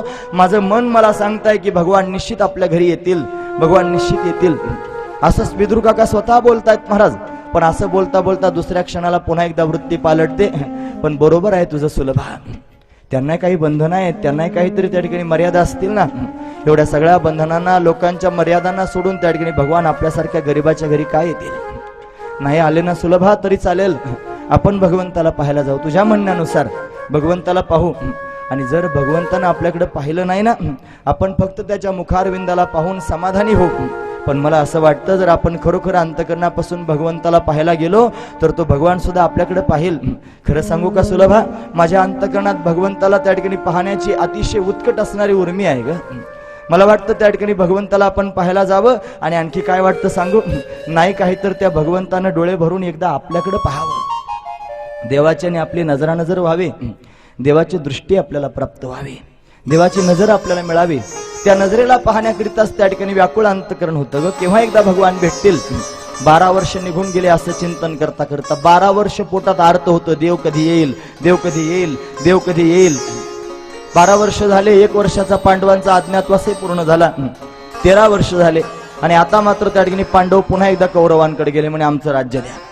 दुर्योधन म्हटलं जमत नाही, राज्य देणार नाही. म्हटलं सुईच्या टोकावर मावेल एवढं सुद्धा त्या ठिकाणी राज्य, एवढी सुद्धा धूळ तुम्हाला विना युद्धाची मी देणार नाही, युद्ध करावं लागेल. दुर्योधनानं सांगितलं. पांडव म्हणतो की नाही राज्य द्यायचं, निदान 5 गावं तरी दे, 5 गावात राहतो. म्हणे 5 गावही मिळणार नाही, काही मिळणार नाही. मग मात्र पांडवांनी भगवंताचं स्मरण केलं. भगवान आले आणि भगवंताला सांगू लागले, बघा ना दुर्योधन आम्हाला काही देत नाही. आणि मग मात्र भगवंतानं ठरवलं, मी जातो मध्यस्थी करण्याकरिता. देव पांडवांचा दूत म्हणून गेला दुर्योधनाकडे. जाण्याकरिता त्या निघाला. दुर्योधनाला आधी निरोप मिळाला की श्यामसुंदर आपल्याबरोबर संधी करण्याकरिता येतोय. दुर्योधनानं नाटक केलं महाराज. त्यानं सगळं नगर सजवलं काय, भगवंताच्या स्वागताची तयारी केली काय, स्वयंपाक घरामध्ये तयार केला काय, देवाला बसण्याकरिता आसन घातलं काय, या सगळ्या गोष्टी करून ठेवल्या होत्या महाराज. आणि भगवंताची त्या ठिकाणी वाट पाहत होता. भगवान आले. वेशीतूनच त्या ठिकाणी स्वागत करायला सुरुवात झाली. ढोल ताशे नगारे सगळे वाजत होते. आनंदाचं मंगलमय वातावरण निर्माण झालं होतं. आज गाव सगळा सजवलाय ही गोष्ट विदुर काकांना कळाली. विदुर काका हस्तिनापुरामधून त्या ठिकाणी दुरून डोकावून पाहत होते. अरे आज तर सगळं गाव त्या ठिकाणी मंगलमय दिसतंय, काय तयारी आहे, कशाची तयारी आहे विचारावं. पण कोण्या ब्राह्मणाला जाऊन सहज विचारलं, महाराज हे गाव का सजवलं आहे हो? कोणीतरी सांगितलं, आज अखिलकोट ब्रह्मांडाचा नायक असणारा भगवान आपल्या गावात येणार आहे, श्यामसुंदर आपल्या गावामध्ये त्या ठिकाणी येणार आहे. विदुर काकांना फार आनंद झाला. महाराज आज माझा देव आपल्या गावात येणार आहे, आज भगवान आपल्या गावात येणार आहे, आज कन्हैया आपल्या गावात येणार आहे. घाई घाईने त्या ठिकाणी घरी गेले महाराज. सुलभा देवीला हाका मारू लागले, अगं सुलभा, अगं सुलभा ऐकलंस का, अगं ऐकलंस का. तिने विचारलं, काय स्वामी आज फार आनंद तुम्हाला झालेला आहे. सांगितलं, आज मोठी आनंदाची गोष्ट आहे, आज भगवान हस्तिनापुरात येणार आहेत. 12 वर्षापासून आपण वाट पाहतो आहोत ना देवाला त्या ठिकाणी पाहण्याची, देवाला भेटण्याची, देवाला आपल्याबरोबर बोलण्याची. मग ऐक, आज भगवान आलेले आहेत, चल लवकर आपल्याला भगवंताला पाहायला जायचे. हातातली सगळी कामं सोडून दिली महाराज आणि हस्तिनापुरामध्ये त्या ठिकाणी प्रवेश करून गेले देवाला पाहण्याकरिता, देवाला पाहण्याकरिता. दूर एका कोपऱ्यात जाऊन उभे राहिले. दासीपुत्र आहेत ना, सगळं जग हिनवत आहे. दूर एका कोपऱ्यात जाऊन उभे आहेत महाराज. भगवंताचा रथ आला. ढोल ताशे नगारे वाजत होते. हजारो लोक डोळ्यासमोर दिसत होते. पण माझा कन्हैया या लोकांकडे त्या ठिकाणी पाहत नव्हता. भगवान या ढोल ताशांना नगाऱ्यांना ऐकत नव्हता. तो मात्र खिन्न होता, शांत होता, स्तब्ध होता. त्याच्या चेहऱ्यावर कोणतेच भाव नव्हते महाराज. तो कोणाला तरी शोधत होता. खरं सांगू, भगवान असा आहे, त्याला बाकी कोणी आवडत नाही हो. त्याला आवडतात त्याचे भक्त. त्याचे भक्त एकदा त्याला दिसले की त्याला फार समाधान प्राप्त होतं महाराज. हजार लोकांना त्या ठिकाणी पाहत असताना भगवान या लोकांमध्ये कोणाला तरी शोधत होता. मंगलमय वाद्य त्याच्या कानात प्रवेश करतच नव्हते. त्याला त्या ठिकाणी तोरण दिसत नव्हते, सडा समार्जन दिसत नव्हतं, कुठेच त्याचं लक्ष नव्हतं. माझा भक्त कुठे दिसतोय का भगवान पाहत होते महाराज. एवढ्या लोकांमध्ये त्या ठिकाणी पाहता पाहता दूर एका कोपऱ्यामध्ये दोघे पती पत्नी उभे असणारे दिसले महाराज.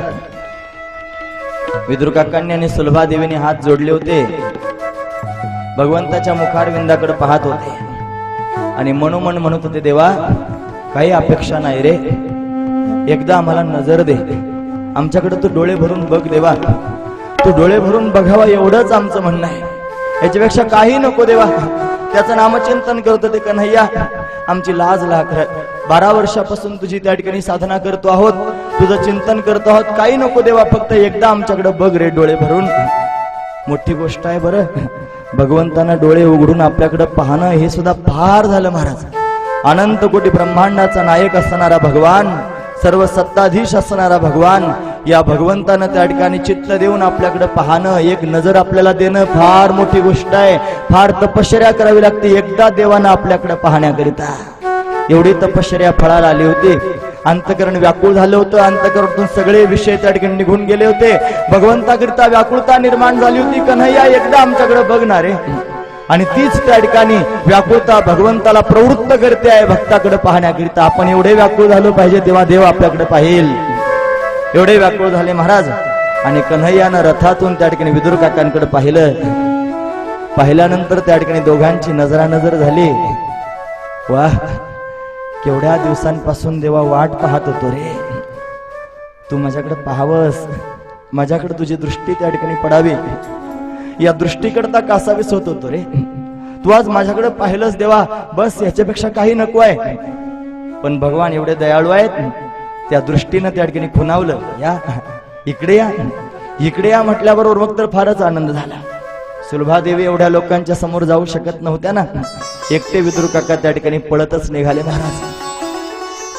भाव विभोर होऊन सगळ्या लोकांना बाजूला करत त्या ठिकाणी पळत आहेत, धावतच त्या ठिकाणी सगळी लाज सोडून दिलेली आहे. सगळ्या प्रकारच्या गोष्टी जगातल्या काही दिसत नाही, एक भगवानच डोळ्यासमोर दिसतोय. घाईघाईनं भगवंताच्या जवळ गेले, भगवंताला नमस्कार केला महाराज. रथात उभा असणारा भगवान विदुर काकांकडे पाहतोय आणि पाहून त्या ठिकाणी विदुर काकांकडे पाहून भगवान गहिवरला. भगवंताला सगळं चित्र डोळ्यासमोर उभं राहिलं. खरं सांगू, जेव्हा जेव्हा त्याचा सत्संग होतो, जेव्हा जेव्हा त्याचं भजन होतं, जेव्हा जेव्हा त्याचं संकीर्तन होतं, तेव्हा तेव्हा भगवान तिथे उभा असतो. विदुर काकांनी 12 वर्ष कशी तपश्चर्या केली, कशी साधना केली, ही साधना भगवंताला चांगल्यापैकी माहिती होती. त्याचा साक्षी आहे माझा श्यामसुंदर. या सगळ्या गोष्टींना पाहून आज विदुर काकाचं भाग्य उदयाला आलं, ही गोष्ट भगवंताला कळाली. भगवंताला विदुर काकांविषयीची विलक्षण असणारी ओढ लागली होती महाराज. आणि काकांकडे त्या ठिकाणी पाहतात आणि काकांकडे पाहून भगवान त्या ठिकाणी बोलू लागले. ज्याला सगळ्या जगानं हिनवावं, दासीपुत्र म्हणून त्या ठिकाणी बोलावं, सगळ्या जगानं ज्याला झिडकारावं, ज्याला तुच्छ समजावं, त्या विदुर काकांबरोबर आज कन्हैया त्या ठिकाणी बोलतोय. भगवंतानं काकांकडे पाहिलं आणि बोलायला सुरुवात केली. काका, तुम्ही कुशल मंगल तर आहात ना? काका, तुम्ही समाधानी तर आहात ना? काका, तुम्ही सुखरूप तर आहात ना? काकांचं हृदय काय म्हणत असेल महाराज? एवढा विलक्षण आनंद हृदयात झाला. अरे, सगळं जग मला दासीपुत्र म्हणताय म्हणू पडत. जगाचा मालक आहे, माझा भगवान आहे, माझा कन्हैया, माझा श्यामसुंदर मला काका म्हणतोय. काका असाच आहे महाराज, एवढा दयाळू आहे, एवढा दयाळू आहे महाराज. फार दया करतो, फार प्रेम करतो भक्तांवर. त्याला सगळं काही कळतं. त्याच्याकरिता कोण कासावीस होतो, त्याच्याकरिता कोण व्याकुळ होतो, कोण त्या ठिकाणी रात्रंदिवस त्याचं चिंतन करतो, त्याला सगळं काही कळतं. ज्याला सगळं जग टाकून देतो, त्याला जवळ घेतो, त्याच्या मस्तकावर हात फिरवतो, त्याला हृदयाला लावतो. तोंड भरून त्या ठिकाणी बोलू लागला. काका, काका म्हटल्यावर त्या ठिकाणी केवढा आनंद झाला. एवढं म्हणून नाही थांबले, पुढे बोलू लागले. काका, आज मी तुमच्या घरी जेवायला येणार आहे.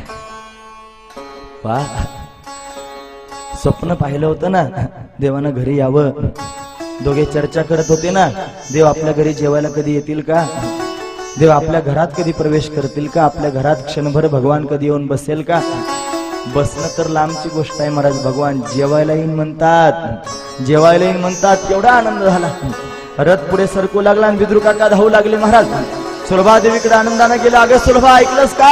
आज भगवान आपल्या घरी येणार आहेत, भगवान जेवायला येणार आहेत, भगवंताचं स्वागत करायचंय. चल लवकर, लवकरात लवकर घरी गेलं पाहिजे, सगळी तयारी केली पाहिजे. एवढा आनंद महाराज, एवढा आनंद झाला. दोघे पती पत्नी धावत धावत घराच्या दिशेने गेले. बाईनं सगळं घर आवरून घेतलं महाराज. अंगणामध्ये सडा समारजन केलं, तुळशी वृंदावन सारवून घेतलं, उभं सारवण त्या ठिकाणी घेतलं, भुई सारवण घेतलं.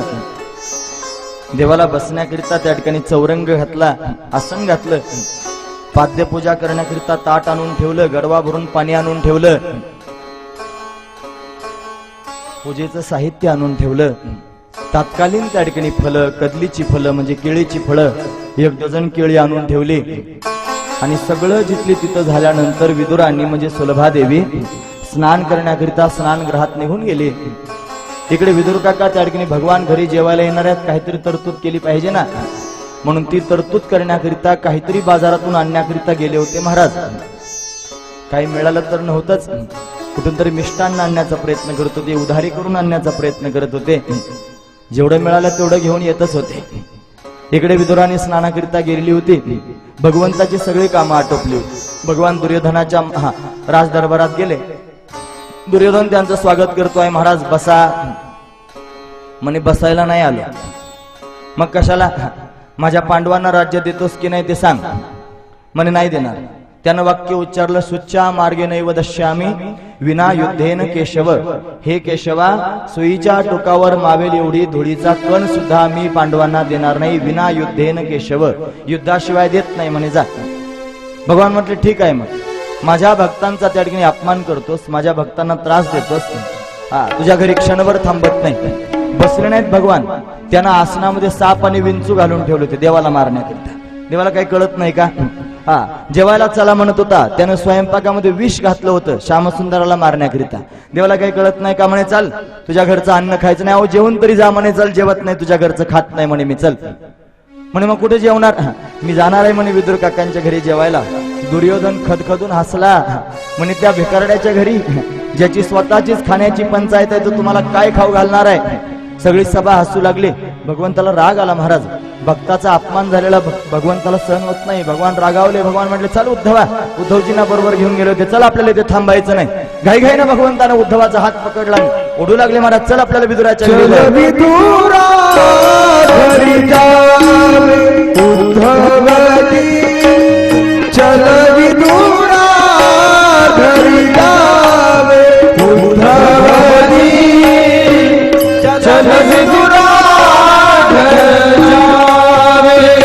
उद्धवजी चल विदुरा घर जावे.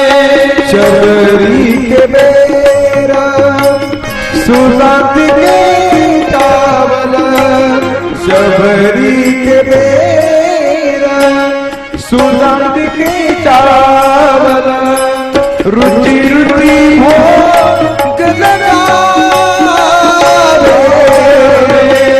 चल विदुरा घर जावे. उद्धवजी चल विदुरा घर जावे. उद्धवजी चल विदुरा घर जावे. बड़े बड़े मंदिर होना काम के. बड़े बड़े मंदिर होना काम के. भाव अगर नहीं पावे. चल विदुरा घर जावे. उद्धवजी चल विदुरा घर जावे. उद्धवजी चल विदुरा घर जावे. चल विदुरा घर जावे. उद्धवजी चला विदुराच्या घरी आपल्याला जायचंय. गायगाने उद्धवजींना बरोबर घेऊन भगवान निघाले महाराज. विदुरा घरी विदुरा घरी. चला विदुरा घरी रे उद्धवा. चला विदुरा घरी. चल चल चल चल चल विदुरा घरी उद्धवा. चल विदुरा घरी. चल जाओ विदुरा घरी हे उद्धवा. चल विदुरा घरी. देवानी भागी नाही कामाची. नाही कामाची. देवानी भागी नाही कामाची. नाही कामाची. माडी हवेली नाही कामाची. नाही कामाची.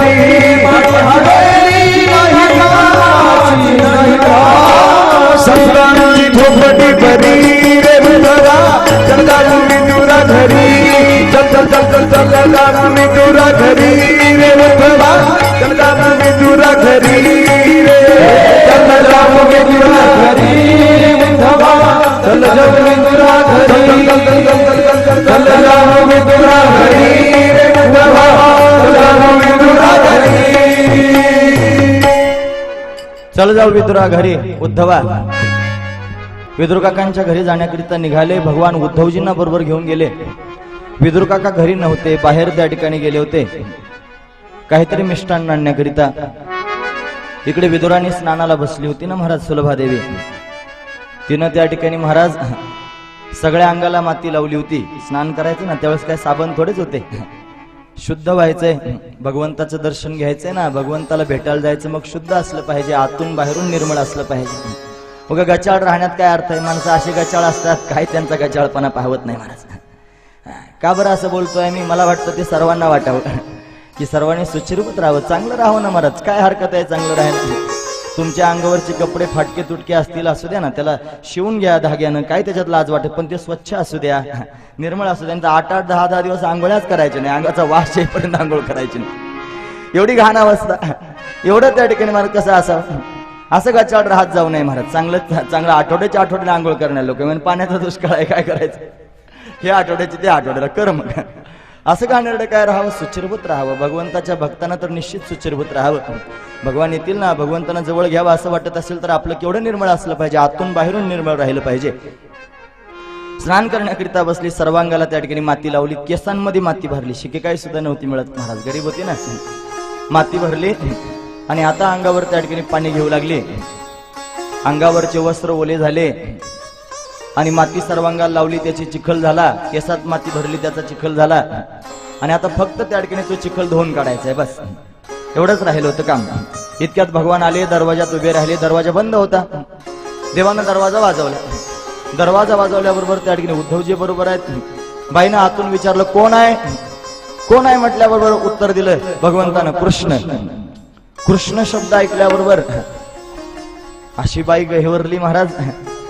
केवढ्या जन्मापासून कृष्णाला पाहण्याची वाट पाहत होती, जन्मजन्मीची तपश्चर्या करत होती, ज्याला पाहण्याकरिता, ज्याच्याविषयी एवढं अर्थ अंतकरणात निर्माण झालं होतं.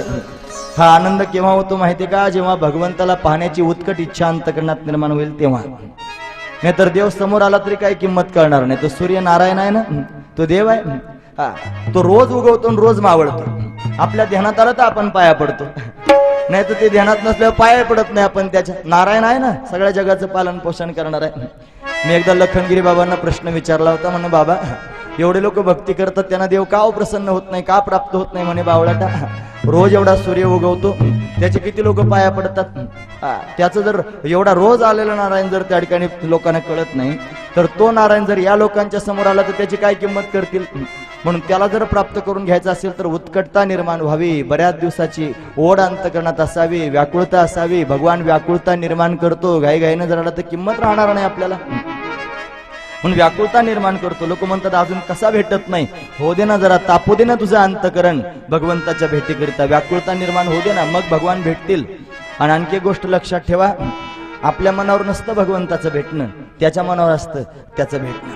आपल्या अंतकरणात व्याकुळता निर्माण करणं हे त्याच्याच मनावर आहे आणि आपल्याला भेटणं हे त्याच्या मनावर आहे. फक्त आपण निर्मळ होऊन बसलं पाहिजे, हा महत्वाचा विचार. आपण समर्पण करू शकत नाही, समर्पणाची तयारी ही आपली जबाबदारी. देवाला सांगावं, देवा संपूर्ण समर्पण करण्याची तयारी आहे, तू समर्पण करून घे. आणि मग तो समर्पण करून घेतो, मग व्याकुळता निर्माण होते. आणि जेव्हा भगवंताच्या अंतकरणामध्ये, भक्ताच्या अंतकरणामध्ये भगवंताला भेटण्याची भूक निर्माण होते, तेव्हा भगवंताला भूक लागते महाराज. आज देवाला भूक लागलेली आहे, फार भुकावलेला आहे भगवान.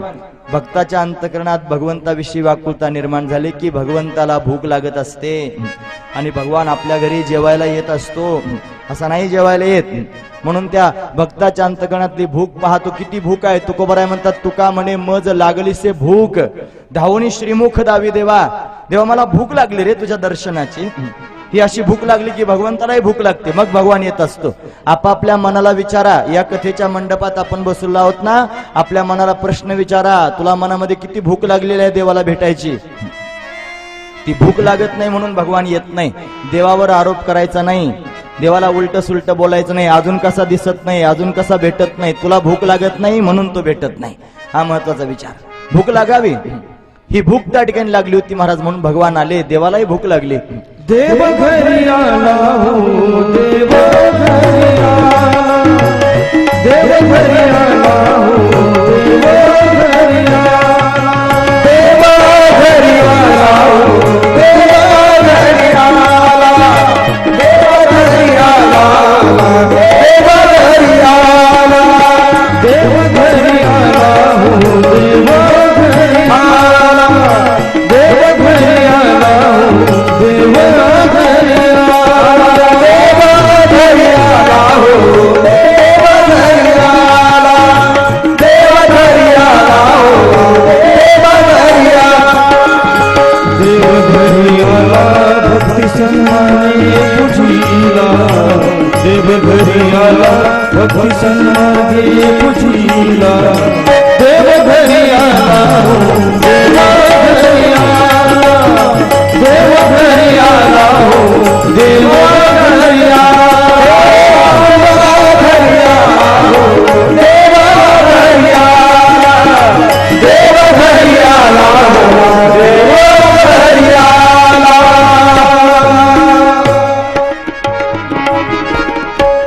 देव घरी आला, भक्ती सन्माने पूजला, देवदारात उभा राहिला. कृष्ण शब्द ऐकला बाईनं आणि भगवंताला पाहण्याकरिता उतावळी झाली. मी काय करते आहे, मी कुठे आहे, कोणत्या अवस्थेत आहे, या सगळ्या गोष्टींचा विसर पडला. आहे तशीच उठून उभी राहिली आणि पळायला लागली. महाराज धावत धावत दरवाजापर्यंत गेली. तिनं दरवाजा उघडला आणि दरवाजा उघडून त्या ठिकाणी पाहते तर कन्हैया डोळ्यासमोर दिसला. मागचा पुढचा काही विचार केला नाही. भगवंताचा हात पकडला आणि देवाला फरफटतच ओढू लागली. या देवा, या देवा, या देवा. देवाही विचार करतात, वा आज तर माझं केवढ्या दिवसाचं मनोरथ पूर्ण झालं. कारण देवाला असंच वाटतं की माझ्या भक्तांनी माझ्याकरिता एवढं वेड राहावं, एवढं वेड व्हावं. आपणही भक्ती करतो पण किती अंग राखून, केवढं अंग राखून. महाराज आपली इस्त्री मोडता कामा नये. आपण त्या ठिकाणी असे बावळाटासारखे दिसता कामा नये. आपलं छाप मध्ये सगळं काम, आपली सगळी भक्ती छाप मध्ये आहे. विसरणं देवा करता, विसरणं वेड्या. देवाला विसरलेलं फार आवडतं रे. आपण काही विसरत नाही. आपल्याला सगळ्या जगाच्या मर्यादा अजून कळतात. लोकांचे डोळे माझ्याकडे पाहतायत आणि मी लोकांच्या दृष्टीने कसा राहायला पाहिजे याचा विचार आहे. लोकांच्या दृष्टीने जगण्यापेक्षा देवाच्या दृष्टीने जगावं. लोक कोणालाही चांगलं आणि कोणालाही वाईट म्हणत असतात. लोकांचा विचार केला, लोक एक दिवशी फार उंच नेतात आणि वरून टाकून देतात. मग फासळ्या मोजायला सुद्धा येत नाही किती मोडल्या. लोकांवर विश्वास ठेवून जगायचं नाही. लोक काय देतात कोणाला. महाराज भगवंताकडे पाहून जगा. दोघांनी चांगलं म्हणावं असं जगा. देवाना आणि संतांनी दोघांनीच चांगलं म्हटलं पाहिजे. देव आणि संत, त्या दोघांच्या नजरेतून चांगलं व्हायचा विचार करा. जगाच्या दृष्टीत चांगलं होऊ नका. जगाला काय कळतं महाराज, जो तो आपापल्या दृष्टीनं पाहतो. जो ज्या अधिकारावर आहे त्या अधिकारानुसार पाहतो. माणसं ज्याच्या त्याच्या पद्धतीने त्या ठिकाणी विचार करणारे असतात.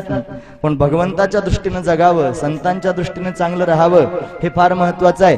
बाईनं सगळंचे सगळं जग विसरून टाकलं. घाईघाईनं समोर आली, भगवंताचा हात पकडला, फरफटत देवाला आतमध्ये आणलं. विसरली. देवाला बसण्याकरिता उंच आसन घातलं होतं ना, काय करावं एवढी धांदल झाली तिला कळालंच नाही. महाराज ती स्वतःच आसनावर जाऊन बसली, स्वतःच उंच आसनावर बसली. भगवान म्हटले ठीक आहे. भगवान बसले खाली. आता तिच्या मुखकमलाकडे पाहतायत महाराज. देवाला काही काम नाही दुसरं. भक्तांनी गावं, देवानं पाहत राहावं. भक्तांनी बोलावं, देवानं कौतुक करावं. जसं छोटस लेकरू बोलायला लागलं ना, अशी मोठ्या माणसासारखी बोलतात महाराज छोटी छोटी मुलं. असं कौतुक वाटतं, त्यांचं बोलणंच ऐकत राहावं असं वाटतं. असं वाटतं काय याला कुठून अक्कल आली. पाहतच राहते महाराज आई त्या बाळाकडे. तसा भगवान सुद्धा असा आहे की भक्त गाऊ लागले की पाहतच राहतो. केवढा दयाळू आहे नाही. सूरदास बाबा दोन्ही डोळ्याने आंधळे होते, दोन्ही डोळ्याने आंधळे होते. एकांतात जाऊन एकतारा हातात घेऊन भजन म्हणायचे. कोणी जर फोटो पाहिला असेल तर त्याच्या लक्षात येईल. अतिशय वृद्ध असणारे सूरदास बाबा.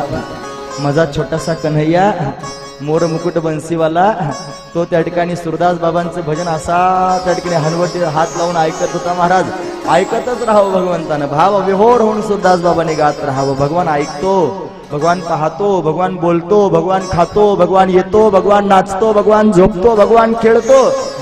एका दमात किती सांगू महाराज. एवढं सगळं भगवान करतो. काय सांगू मी तुम्हाला. भगवान समोर येऊन बसले आणि विदुराण्याच्या मुखाकमडे त्या ठिकाणी पाहू लागले. महाराज काय करावं विदुराणीनं आता?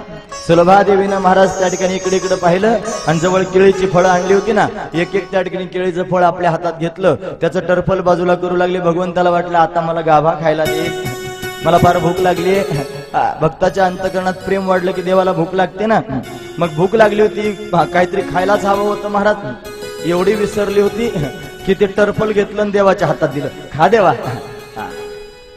देवानं टरफल खायला सुरुवात केली. महाराज जसं कधी खायलाच मिळालं नव्हतं. गाभा स्वतः खाऊ लागली आणि टरफल देवाला देऊ लागले. देवाने टरफल खायला सुरुवात केली. एक खाल्लं, दोन खाल्ले, तीन खाल्ले. उद्धवजी बाहेरच उभे होते.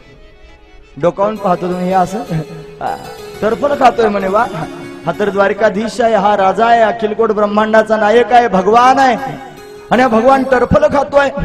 10 टरफल खाल्ली महाराज मोजून आणि आता 2च शिल्लक राहिले होते. इतक्यात विदुर काका आले. उद्धवजी दारात उभे होते. म्हणे हो उद्धवजी चला ना घरात, बाहेर का उभे राहिलात? आमच्यात काय गोशा पद्धत नाही. म्हणे गोशा नाही पण हे असं हातून डोकावून त्या ठिकाणी पाहिलं तर म्हणे बापरे, सगळ्या अंगाला चिखल लावलाय, डोक्यात चिखल भरलाय, सगळ्या अंगावरचे कपडे ओले झालेले आहेत आणि अशा अवस्थेमध्ये उंच आसनावर बसले आणि देवाचा कार्यक्रम चालू आहे टरफल खाण्याचा. देवाला टरफल खाऊ घालते आणि गाभा स्वतः खाते. लाजले महाराज, वाईट वाटलं. देव माझ्या घरी आला आणि बाईला काही समजतं की नाही, खुशाल देवाला टरफल खाऊ घालते आणि काय अवस्थेत येऊन बसले. घाई घाईने घरात प्रवेश करून आले. तिचा हात पकडला. ए जागी हो, काय करतेस, काय करतेस म्हटलं की शुद्धीवर आली. महाराज पाहिलं, बाप रे काय अवस्थेत आहे मी. लाजली, घाई घाईने घरात गेली, स्नान केलं, वस्त्र परिधान केले, भगवंताच्या समोर आली आणि साष्टांग प्रणिपात केला भगवंताच्या समोर. देवा मी चुकले रे, मला क्षमा कर देवा, मी असं करायला नको होतं. माझ्यामुळे तुला टरफल खावी लागली, माझ्यामुळे तुला त्या ठिकाणी असं त्या ठिकाणी भूक लागलेली असताना सुद्धा मी तुला टरफल खाऊ घातली देवा. भगवान म्हटले असं म्हणू नकोस काकी. का बरं? मला माझ्या भक्तांनी असंच वागलेलं आवडतं. पण काय करू, सगळे लोक हरिभक्तीपरायण झाले, सगळेच लोक हबप, जे भेटल ते हबप, पण तुझ्यासारखं हबप कोणी भेटतच नाही मला. हा महत्वाचा विचार आहे. सगळ्या ज्याच्या नावापुढं पाहावं त्याच्या पुढे हबप. हबपचा अर्थ माहिती आहे? हरिभक्तीपरायण. अखंड भक्तीमध्ये जो परायण आहे त्याला हरिभक्तीपरायण म्हणत जावं. आपण काय त्या ठिकाणी महाराज भक्ती करतो आहोत, आपण प्रपंच जास्त वेळ करतो आणि परमार्थ मोजून करतो. आता जर 9:30च्या पुढे 1 काटा गेला तर बघा लोकांची काय धांदल उडते. फार उशीर झाला, फार उशीर झाला. कशाला उशीर झाला? भगवंताचं भजन करतोस ना. हे काय हरिभक्तीपरायणाचं लक्षण असतं काय? ज्याला भगवंताच्या भक्तीचा कंटाळा येतो, मोजून मापून भक्ती करावी लागते, त्यानं हरिभक्तीपरायण लिहायचं नाही, बिलकुल लिहायचं नाही महाराज. ज्याचं जीवन भगवंता करता आहे, जो भगवंता करता समर्पित झाला तो खरा हरिभक्तीपरायण. बाकीच्याने कशाला हरिभक्तीपरायण? ही हरिभक्तीपरायण आहे. भगवान म्हणतात अरे तुझ्यासारखं प्रेम, तुझ्यासारखा भाव, तुझ्यासारखी श्रद्धा मी शोधण्याचा प्रयत्न करतो तरी मला सापडत नाही. तू म्हणतेस मी चुकले? नाही, तू बरोबर आहेस, तूच खरी त्या ठिकाणी बरोबर आहेस. विदुर काकांनी विषय त्या ठिकाणी काटला. सांगितलं देवा भूक लागली असेल ना, काहीतरी खाऊन घेतलं पाहिजे. भगवान म्हटले मगाच खाल्लंय, भरपूर खाल्लंय, सगळी भूक संपून गेली. जेवायला ताटं वाढली. महाराज घाई घाई मिष्टान्न आणून समोर ठेवले होते आणि आता मात्र जेवायचंय ना. एक घास भगवंतानं मिष्टान्नाचा घेतला आणि तोंडात घातला. भगवंताच्या चेहऱ्यावर एवढेसे काय सुंदर भाव तयार झाले नाहीत. भगवान स्तब्धच आहेत. विदुर काका मात्र पाहत आहेत भगवंताच्या मुखाकडे की भगवान आता म्हणतील वा वा छान आहे, सुंदर आहे, काय गोड आहे, नाही असं त्या ठिकाणी म्हणतील. पण भगवान काहीच नाही बोलले. मग मात्र काकांना आवर्जून बोलावं असं वाटलं. काका म्हटले देवा काही चुकलं का? त्याच्यात गोडी थोडी कमी आहे का? साखर थोडी कमी पडली आहे का बरं तुम्ही त्या ठिकाणी काहीच भाव प्रगट केला नाही? भगवान म्हटले मी या पक्वांना खाताना शोधत होतो, त्या टरफलामध्ये जो आनंद मला प्राप्त झाला तो याच्यात मिळतोय का? त्या टरफलांमध्ये केळीचा जो आनंद मिळाला मला तो या मिष्टान्नांमध्ये मिळत नाही. भगवान स्वतः बोलू लागले. कारण त्या टरफलांमध्ये असणारा जो भाव आहे तो काय विलक्षण असणारा भाव आहे. आणि या मिष्टान्नांमध्ये औपचारिकता आहे, औपचारिकता. देव घरी आला काहीतरी गोडधोड खायला दिलं पाहिजे. देव औपचारिकता घेत नाही, देव भाव पाहतो, देव भाव घेतो. हा थोर प्रेमाचा भुकेला हाची दुष्काळ तयाला. प्रेम पाहतो, भाव पाहतो, म्हणून त्या ठिकाणी गोडी पाहत होता. आता मात्र जेवण वगैरे झालं आणि मग कळालं की दुर्योधन त्या ठिकाणी युद्ध करायला तयार आहे, राज्य देत नाही. विदुर काकांनी ठरवलं आता घरी थांबायचं नाही, आता आपण निघून जायचं, या राज्याला सोडून निघून जायचं. विदुर काकांनी धनुष्य तर आधीच ठेवून दिलं होतं आणि आता मात्र काका त्या ठिकाणी भगवंताची बोलवण करतात. भगवान निघून गेल्यानंतर आपल्या पत्नीला बरोबर घेऊन विदुर काका वनगमन त्या ठिकाणी करण्याकरिता गेले. तीर्थयात्रा त्या ठिकाणी करतात. तीर्थयात्रा करत असताना तीर्थात जाऊन अशा पद्धतीने तर्पण करतात. तर्पण करणं फार महत्वाची गोष्ट असते महाराज. तीर्थयात्रेला गेल्यानंतर आवर्जून त्या ठिकाणी तर्पण करावं, हातामध्ये जल घ्यावं आणि जल घेऊन त्या ठिकाणी आपल्या कुटुंबातले त्या ठिकाणी गेलेले जे लोक असतील, माता पिता कोणी असतील, त्यांच्या नावे त्या ठिकाणी हातात पाणी घेऊन असं आहे. तीर्थात ऐकतात ना सगळेजण, लक्षपूर्वक ऐका.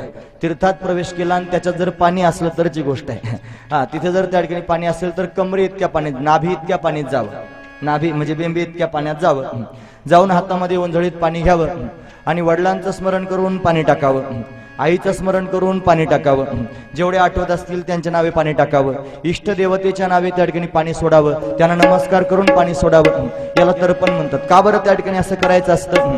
आई वडिलांचं तर्पण का बरं करायचं असतं? कारण हे जे संपूर्ण शरीर आहे ना, या शरीरामध्ये रक्त आहे महाराज आईचं आणि याच्यामध्ये मांस आणि हाडं आहेत बापाचे. म्हणून हे आईचं रक्त आणि मांस आणि हाडं हे बापाचे आहेत, त्यांचे उपकार आहेत म्हणून शरीर आपल्याला मिळालंय. त्यांच्या उपकारातून उतराई होण्याकरिता तीर्थात जाऊन त्यांच्या नावे तर्पण करणं हे आपलं कर्तव्य आहे, ही आपली जबाबदारी आहे. मग तीर्थयात्रा करत जाव्यात आणि तीर्थात गेल्यानंतर आईबापाच्या उद्धाराकरिता अशा पद्धतीनं तर्पण करत जावं. जो भगवान रोज खायला देतोय 2 टाइम, त्या भगवंताचं नाव घ्यावं आणि एक ओंजळभर पाणी त्याच्याकरिता सोडावं. ज्या संतांचे आपल्यावर उपकार आहेत त्यांच्यामुळे आपल्याला देव आठवतोय, त्यांचं नाव घेऊन ओंजळभर पाणी सोडावं. एवढं करता आलं तरी पुरे झालं महाराज. विदुर काका तीर्थयात्रा करत फिरू लागले. 11 प्रकारचे तीर्थ असतात. त्रित नावाचं तीर्थ आहे, उष्ण नावाचं तीर्थ आहे, मनु नावाचं तीर्थ आहे, पृथु, अग्नी, असित, वायू, सुदास, गौ, गृह आणि श्राद्धदेव असे 11 तीर्थ असतात. आणि या तीर्थांमध्ये त्या ठिकाणी जाऊन अशा पद्धतीने आपण त्या ठिकाणी तर्पण करावं, अर्घ्य द्यावं. हा नियम आहे. ज्याला तीर्थात जाता येत नसेल त्यानं आपलं मनच तीर्थ करावं. मनच हे त्या ठिकाणी तीर्थासारखं आहे. ज्याचं मन निर्मळ झालं, निर्मळ मनानं त्या ठिकाणी भगवंताचं स्तवन केलं की सगळ्यांचा उद्धार होत असतो महाराज. तुलसीदास स्वामी सांगतात, तुलसी मन शुद्ध कियो, तीर्थयात्रा गयो ना गयो. तुलसी मन शुद्ध कियो, मन शुद्ध केलं ना तर त्या ठिकाणी तीर्थयात्रेला गेला काय नाही गेला काय तरी पण चांगलं असतं. पण मन घरी बसून शुद्ध होत नाही म्हणून तीर्थयात्रेला जावं लागतं. लोक म्हणतात काय करायची तीर्थयात्रा, असं त्या ठिकाणी म्हणणारे माणसं असतील, पण हे विकल्प निर्माण करणारे तार्किक माणसं आहेत. या तार्किकांचा संघ टाकावा आणि साधू संतांनी मार्ग दाखवला तो मार्ग त्या ठिकाणी करावा, हा महत्वाचा विचार. विदुर काका मनामध्ये त्या ठिकाणी विचरण करत असताना, तीर्थयात्रा करत असताना ते त्या ठिकाणी यमुना नदीच्या काठावर गेले.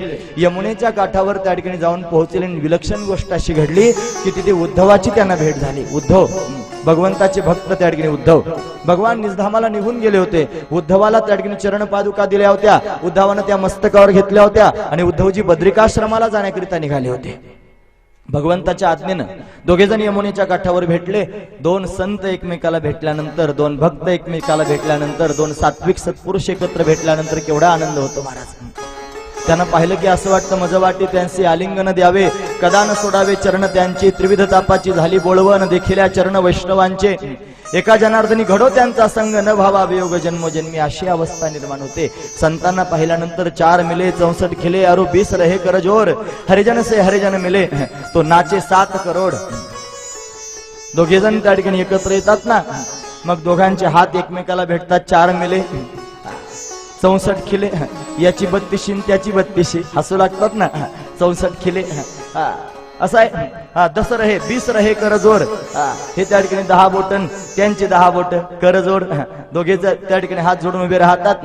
हरिजन से हरिजन मिले, भगवंताच्या भक्ताला भगवंताचा भक्त मिळाला की नाचे 7 करोड. 3.5 करोड केस असतात आपल्या अंगावर. आता मोजू नका, घरी जाऊन मोजा नाही तर घोटाळा व्हायचा. एवढे केस असतात. आता ज्याचे उडून गेले असतील त्यांनी ते गणितात धरा. म्हणजे असं आहे. एवढे त्या ठिकाणी याचे 3.5 त्याचे 3.5 असे 7 करोड त्या ठिकाणी नाचू लागतात. मला सर्वांना आनंद होतो. भक्त त्या ठिकाणी दोघे एकमेकाला भेटून आनंदित होतात. आनंद झाला. दोघांमध्ये भगवत चर्चा सुरू झाली. आता 2 भक्त एकत्र आल्यानंतर ते काय म्हणतील, आता निवडणुका जवळ आल्या, असं असतं काय. मग कोणत्या पॅनल कडून जायचं, कोणाला मत द्यायचं, तू मला सांग आणि मी तुला सांगतो, असं म्हणतील काय भक्त? नाही म्हणत महाराज. ते जर दोन भक्त एकत्र आले तर बोलतील आणि बोलतील फक्त आणि फक्त भगवंताविषयी बोलतील. त्यांना माहिती आहे देवाविषयी बोलणंच योग्य बोलणं आहे. त्याच्या वाचून जेवढं बोलणं आहे तेवढं सगळं निरर्थकच आहे. काय घेणं नाही काही देणं नाही महाराज. म्हणून देवाविषयी बोलू लागले. रात्रभर भगवंताची चर्चा त्या ठिकाणी उद्धवांच्या मुखातून विदुर काकांनी ऐकली. भगवान निजधामाला निघून गेले ही गोष्ट कळाली. हृदय अतिशय व्याकुळ झालं. महाभारती युद्ध झाल्याची बातमी कळाली आणि आता मात्र त्या ठिकाणी कौरव पांडवांचा मोठा संग्राम झाला. पांडव विजयी झाले, कौरव मारले गेले. धृतराष्ट्र अतिशय दुःखी आहे ही गोष्ट विदुर काकांना उद्धवाच्या मुखातून कळाली आणि आता मात्र अतिशय दुःखी झालेले विदुर काका काय करावं काही कळत नाही. आता मी काय करू, आता मी कुठे जाऊ असा विचार मनात आहे. इतक्यात उद्धवजी सांगू लागले, काका तुम्हाला एक निरोप आहे. म्हणे काय निरोप आहे? ज्या वेळेला भगवान निजधामाला जात होते ना तेव्हा मी स्वतः भगवंताच्या जवळ होतो. मी भगवंताच्या जवळ गेलो, माझं अंतकरण उद्विग्न झालं. मी भगवंताबरोबर बोलत होतो, देवा मला तुमच्या बरोबर घेऊन जा. पण भगवंतानं मला इथेच राहण्याची आज्ञा दिली. मला इथे त्या ठिकाणी राहण्याची आज्ञा देऊन मला तत्वज्ञानाचा उपदेश केला आणि मला उपदेश करत असताना माझ्याबरोबर अजून एक व्यक्ती होती, त्यांचं नाव आहे मैत्रेय महामुनी.